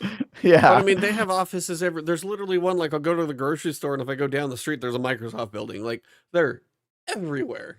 Yeah. Absolutely everywhere. I mean, so much stuff that they do we don't even think about because you just take it for granted between Windows and Office and Copilot and Edge. And AI. There's so much stuff that they do. I have a friend who works for Xbox, and he's like his entire career has been under the Microsoft umbrella, and he says that sometimes like it's its own ecosystem. Like, oh, I'm quitting Xbox to go work for GitHub, you know what I mean? And those are all under Microsoft, and so it's like you're in your own like corporate world of you can have an entire life in a different branch of the company and never talk to anybody you worked with in the previous branch. And that's insane. That's like it's like a country basically. It's like moving to a different city. Crazy. Outstanding. It was like they used the duck duck goose method. Well, I think it's like duck duck goose. You're about 1 out of 5 is going out the door at this point, but yeah, that's scary. No, I mean, I think the best thing I can say is if you're enjoying Destiny right now, have fun with it. If you're feeling like the episodic model is a struggle, please go check out other games. And again, the thing is there's so many of them out there. Try the big ones, try the small ones, because some people are like, oh, you should go play First Descendant or Once Human. They're like, not really my jam, but there's a lot more out there. So if Destiny's not doing it for you, don't hold your breath that it's cold and on, because right now seems a little sketchy, to say the absolute least. Scarrow's over there like, I gotta play other things? No. Last question for you guys. Let's be honest, the elephant in the room is the content creator scene, right? One thing about Destiny that we have to admit, it's a game that doesn't onboard well, but to the benefit of its creators, right? And now that we see this thing, is this the time now you see a lot of streamers talking about variety content, going to different games? Like, how does this affect you two personally? You know what I'm saying? Who are known. I mean, he's a chemist full time. He does this for fun. Yeah, this doesn't. It's, well, yeah, you eat them. You know what I'm saying? But for the most part, other people who are don't have that luxury. I mean, what do you hear in Scarrow also too? I'm sorry. Like Fallout put out a video. He just did kind of a chat on his stream today, and he basically turned it into a video, and I caught part of it. And he was just saying, "Is like, yeah, we'll be checking it." He's like, "We'll still be covering Destiny here and there." I mean, he's oddly creative enough to come up with some interesting content, but you just see a lot of people right now. Here's a build that kind of works. Here's maybe a Xur video. Even some of the creators that I've seen, they're pretty thin. Aztecross can just vomit anything and he gets views just because everybody sees an Aztecross video and clicks on it. So he's just living the high life at this point. But no, I mean, even like Fallout was just like, I'm looking forward to Monster Hunter Wilds next year, and I am 100% going to go hardcore in that because I've been waiting for like the next Monster Hunter world, and that's what Wilds is going to be. But that's also why for me, I've been doing what I've been doing, trying to cover as much as possible, whether it's day of. And that's the other thing too, is when you're trying to cover other games, whatever your style is. I mean, if you are somebody who has a Let's Play channel that's successful, more power to you, but those are really, really damn near impossible to get off the ground because everybody can just play or watch. But then it's like, what is your niche? Mine tends to be guides. Means I've got to go wrap my head around an entire game before I play a video or go put out a video. So then I have to go no life something. So it's a different style. But I will also say is like, I tend to enjoy playing a lot of different things. So it's actually working pretty well for me. Just because it gives me a chance to play some variety, but it is a different animal because, I mean, Scarrow's got all the triumph score, and we've all played this game so much. When something new comes out, you're going to make a piece of content. You're covering one little thing, takes you like part of it, a few hours to digest it, make a video, you're done. Because that is the only new thing. It's not like you're trying to digest a brand new experience. And a lot of us, if you want to talk about something, you don't want to talk out of your ass, because if you do on the internet, people are going to call you out. So you kind of feel like you want to know what you're talking about. For me, at least I do. for some of the content that I make. So if I'm going to try and make something of that style, it's going to be a little harder to make, but it also gets me to play other things. So it's kind of a double-edged sword.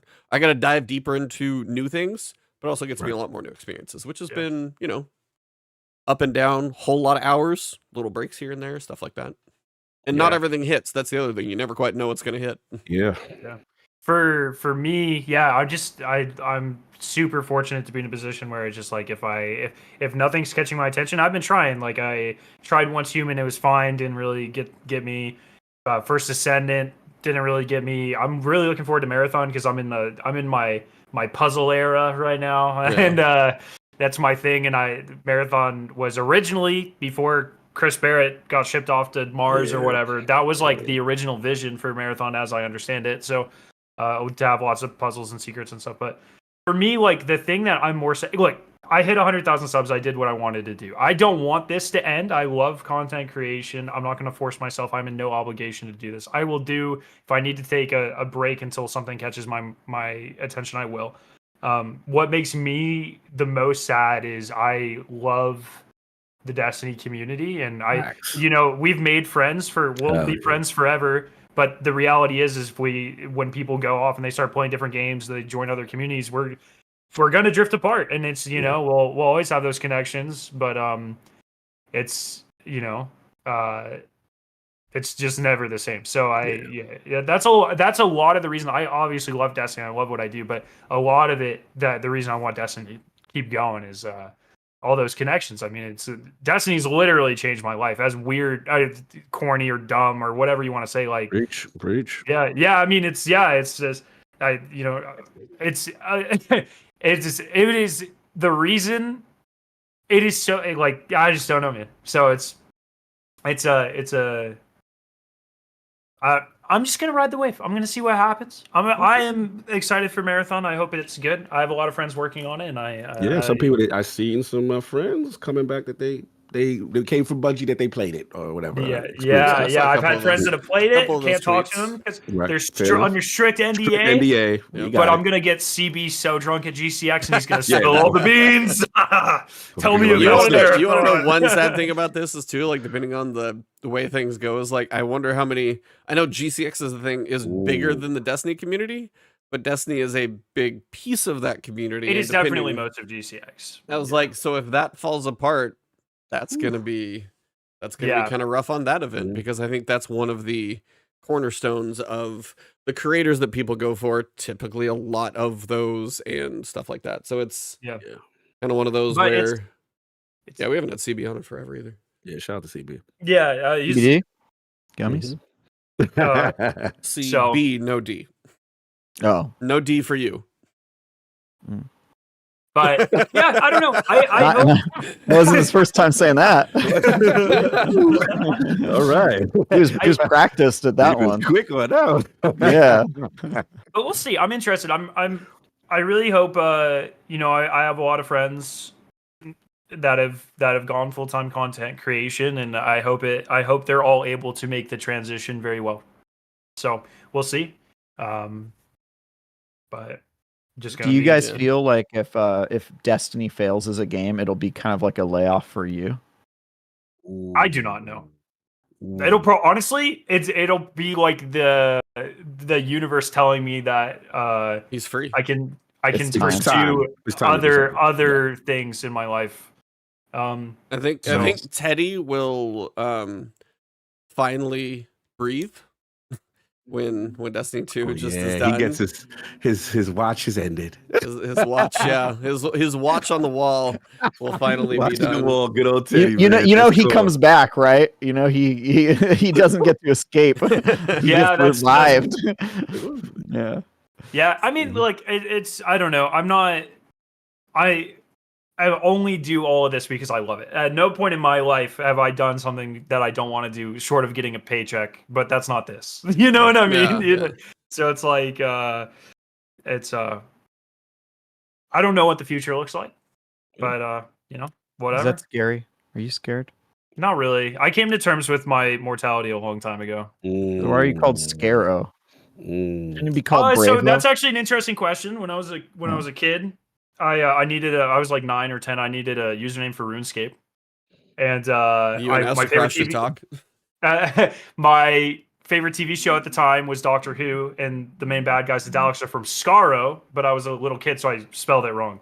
So my original username was Scaro97, but then I lost the password to that RuneScape account, so I made Scaro9.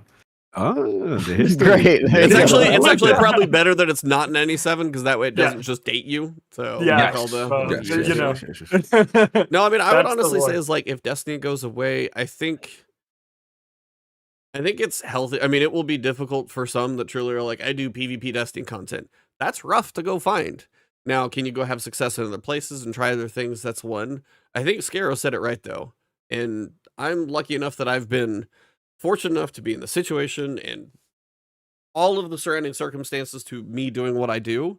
But I'm also to the point where it's like when I go through and play a game like Lies of P and I make a guide over it, I'm going through as I've played through that game and to say, my experience was a little bumpy in all of these places. How can I make somebody have a smooth experience? That's one of those things I've found my little niche for, and I still enjoy that too. And I think that's one of those things. If you still enjoy what you do, and if you can hopefully find that outside of Destiny, but I think some people will struggle because Destiny is such their home, and I don't know if people.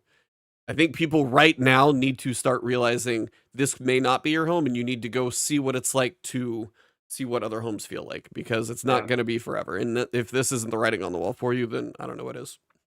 Yeah. Yeah. Stop watching Godfather. Godfather mains. Nice full But, circle on the yeah, Godfather main. Full Good circle, stuff. full circle. Look, great run, regardless to what. And thank you. If it is the end, thank you for all the great moments that this game has provided us. You know what I'm saying? And Yeah, it's absolutely. just been Is this tremendous. actually going to be our last episode? It's starting to sound like it. We don't We have to do an obituary this episode, guys. We're not saying, quite yeah. if there. it is. If I'm it just is. saying, I mean, you we're- guys just shouted me off the show. Now we're all saying our goodbyes. Like, what is this Hey, the end? Travis, Like, I what's feel going like we on? bonded there, Travis. I feel like we bonded Yeah, even we more. can't- No, I Like a agree. family. It was a joke. It was a I joke. know. No, it was good. Lame fun. movie, Travis. You're wrong. I mean, look, if you want to say Godfather's bad, I will happily debate you on that one. Because, dude, you're gonna get spanked. I want to see your argument for Godfather. So here's a being question bad. for you. Here's a question for you. This is a giant gaping hole for me for movies. I have not seen nice. any of them. What do you mean? I've not seen Don't worry. giant don't worry gaping about hole of my movie knowledge because it. Yeah, say it again, Lo. No D for you. Yeah, exactly. There that No is. grief for you. Anyway, I have not seen any of the Godfathers. You can call me like that's a horrible thing. What is the best should I like somebody was like Godfather Just 3 one. was never made. Like No, 1 no, and no. 2? So here's the thing: they do get progressively worse, but Godfather 1 is the best movie. You should just watch that. Like, if you watch that movie and that's the only one you see, you'll be like, "Damn, that was good." If you watch the second one, you'll be like, "Damn, that's also good." And the third one, you'll be like, probably. Yeah. I don't One know. is the goat to So me. D also watched them recently because she has never seen like any movies. So I've just been introducing her to like all the classics, and she liked all three of them. So Nice. Nice. Godfather 1's the only one you need. There you go. Yeah, Yeah. it's to go. yeah, I would say Godfather 1 is essential. Yeah, Pretty I essential. bought You them gotta all, watch so I them. did support the title, but I have not watched them. Nice. So I've got Gotta all watch them. 3. Yeah, I need to watch that one at some point. It's like 3 hours though, so it's not like, hey, let me go watch a movie real Oh, quick. no, It's gonna be a commitment that Okay. night. What if you watched it and you liked it so much you actually did become a Godfather main and you just started streaming that every day? There you go. Ebontis the Godfather channel. Yeah. But you can't show the movie because Travis. of copyright infringement, so you just have to like be on camera without it showing. I just do a daily podcast about it now. The Yeah. main thing, I don't know why I didn't think about this earlier. There are legitimately people that will like always just have like The Office on repeat constantly. That Like, is those- true. Okay, so there are show mains. I know Yeah. somebody who just watches the Office, and as soon as they finish the last season, Yeah. they go back and they watch the pilot, and I'm like, what is wrong with you? So we But I watch- think like- both of those are weird. So we watch I think certain both of them. shows to like go to sleep, like stuff that you've seen that you can literally listen to and like kind of play in your head to like clear your head and go to sleep. We have like 3 different shows that we rotate between, and I've seen them countless times. And But- I'm a music main. I listen to exclusively metal. Yeah. So it's like that's kind of the thing is like if you want something on as kind of a distraction to like go to sleep and then like fall asleep, there are certain shows that we've seen multiple times. It's not like the problem, like what I know this is probably not the best example because you can give me crap for liking it, but like Smallville, when I was in college. God. Wow. No, it's just like it was one of those that in college, and I was like, I just kind of wanted to watch all the way through Smallville because I kind of enjoyed the character, like what was going on. But it was if I would watch anything that's new, I won't go to sleep. I would watch like a full disc of a season, go to the next disc, and it was like 3, 4 in the morning. I'm like, I just have to turn it off because I can't go to bed. So like I have to watch, like if we're gonna watch something, like my wife and I want just watch something, it's How I Met Your Mother, Friends, and Big Bang Theory are the 3 that will rotate between. And it's just kind of between those 3. If one of those is on, then I've seen them enough. I don't need to like pay attention. Sorry, not to derail, but I just put a tweet in our little chat. It looks like it's been confirmed. That is a current Bungie employee commenting on Luke Smith and Mark Noseworthy being gone. Yeah. Looks like it is confirmed. Oh, so They're gone. Yeah, so they're gone. All right, They're gone. So wait, who's this guy? This is Yeah, he's an the OG. PvP main. He's like the PvP main. He's a PvP guy. He used to be on. Did you he would have let seen go, him or on is he stream. still there? It sounds like he's on Marathon. He's on Marathon. Yeah. I bet it was a bunch of employees who were told not to comment on who was let go, and then once the news breaks, the embargo breaks, right? And so now you're going to hear a bunch of employees talking about people. You might know him as Kevin Yanis. Yeah, Kevin Yanis. Giannis. Yep. Yeah, that's Stocom. Oh, got it. Yep. He was the one who got like called out on Twitter and just said bye on Twitter. Yeah. He deleted everything, and that's why his icon on Twitter's black. He just was like, peace. Got it. Man, end of it. Yeah, because he took so much flack for some PvP stuff or something, and finally he's just like, I'm tired of this BS. I'm out of here. He's been there for it's a long time. Yeah, I mean he's an OG for sure.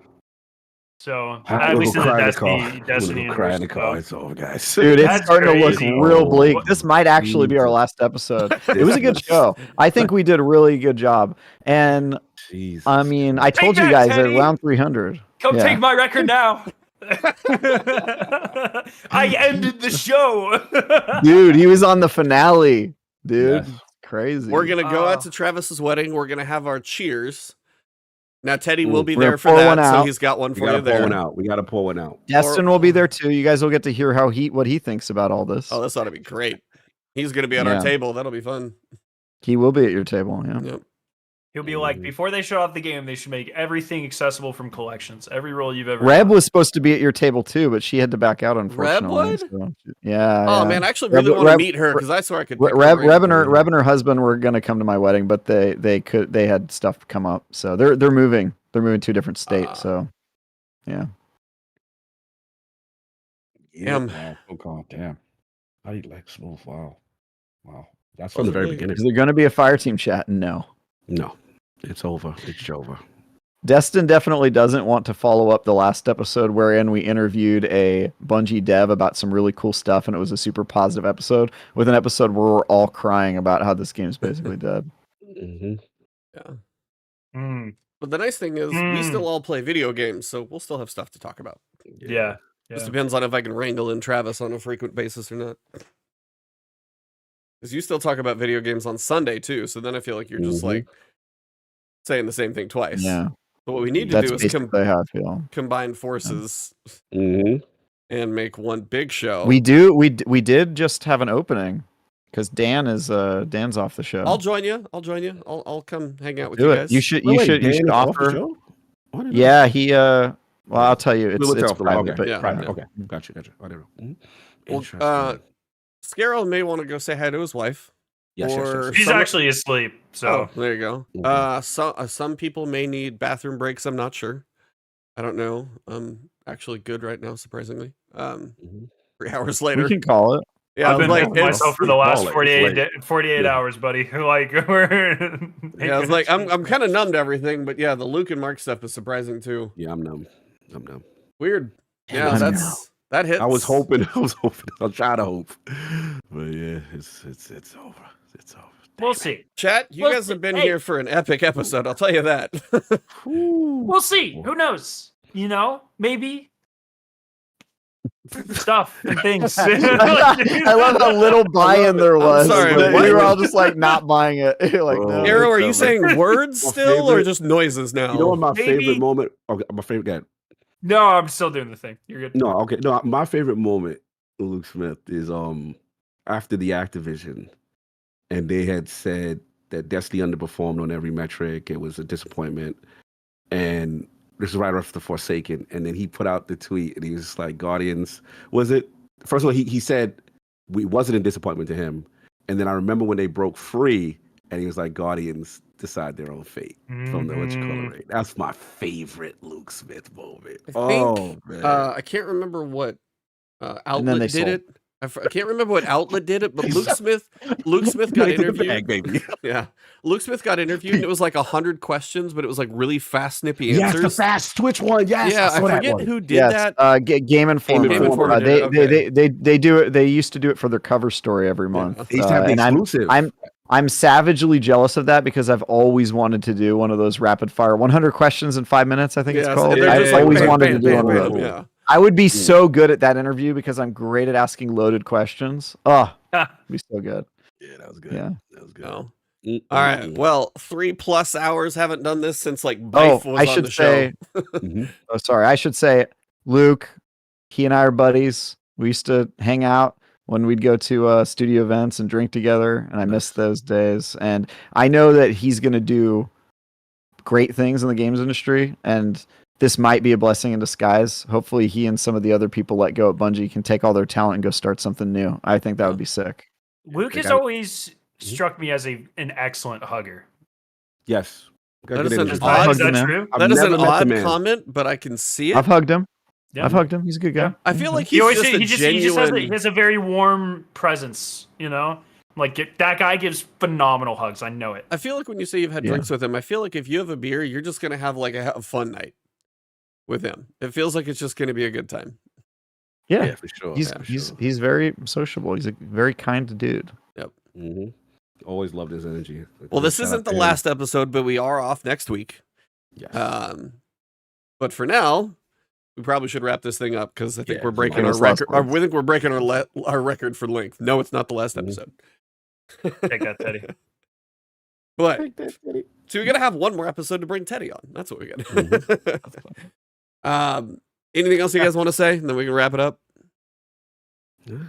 We're still shorter than everything that comes out of Last Stand Media and Iron Lords podcast. This is still shorter than all of those. I thought that was about to be a Rick Hackis joke, and I was so here for it. But this is shorter than the intro. It's still shorter than the Cactus intro, so that's fine. Man. No, I mean GCX stream. I don't know. Like I'm not probably even going because I don't think I can do that back-to-back travel. So that's your cousin. Be nice. We've had Cactus on the show. We're good. I love Cactus. Cactus is a fun dude. Yeah, he's awesome. Sucks. I don't know if he ever turns it off either. If he's like that all the time, but anytime I've ever talked to him, he's on. I have played many hours with Rick, and what I can say is, in real life, he is 100 times angrier than he is in videos. I believe that. I believe that because I went through Pantheon with him. And I got my title. I got Godslayer with him. Very intense person. Yep. He was really but not it's awesome. thrilled. I love him. Yeah, no, he was good. Yeah. My family's been threatened a couple of times though. It gets serious with this games. Been awesome for this episode. You guys have been great to be here. We'll see you guys in a couple of weeks. If you guys want, feel free to blow up Travis's Twitter at reset on Tuesday. So that way when he finally checks his phone, he has like a ton of notifications. I'm going to make sure and try and schedule a tweet for that. And I'm looking forward to seeing both of you guys. And Scarrow, I'm sad I'm not going to be there at GCX this year to hang out with you guys. I know you get to see the other side of Universal, which should be fun as well. Yeah, this is about as real of an episode as you can get. we had memories, we had arguments, we had sad times about the state of the game, and also really sad moments about people losing livelihoods and the future of this whole company. So, on that somber note, thank you guys for being here for episode 305. There will be a 306, but we'll see you in a couple weeks. I have to keep saying that just to convince Travis. There will be a 306, but we'll see you in a couple of weeks, everybody. Thank you very much. And for this episode, it has been the last episode.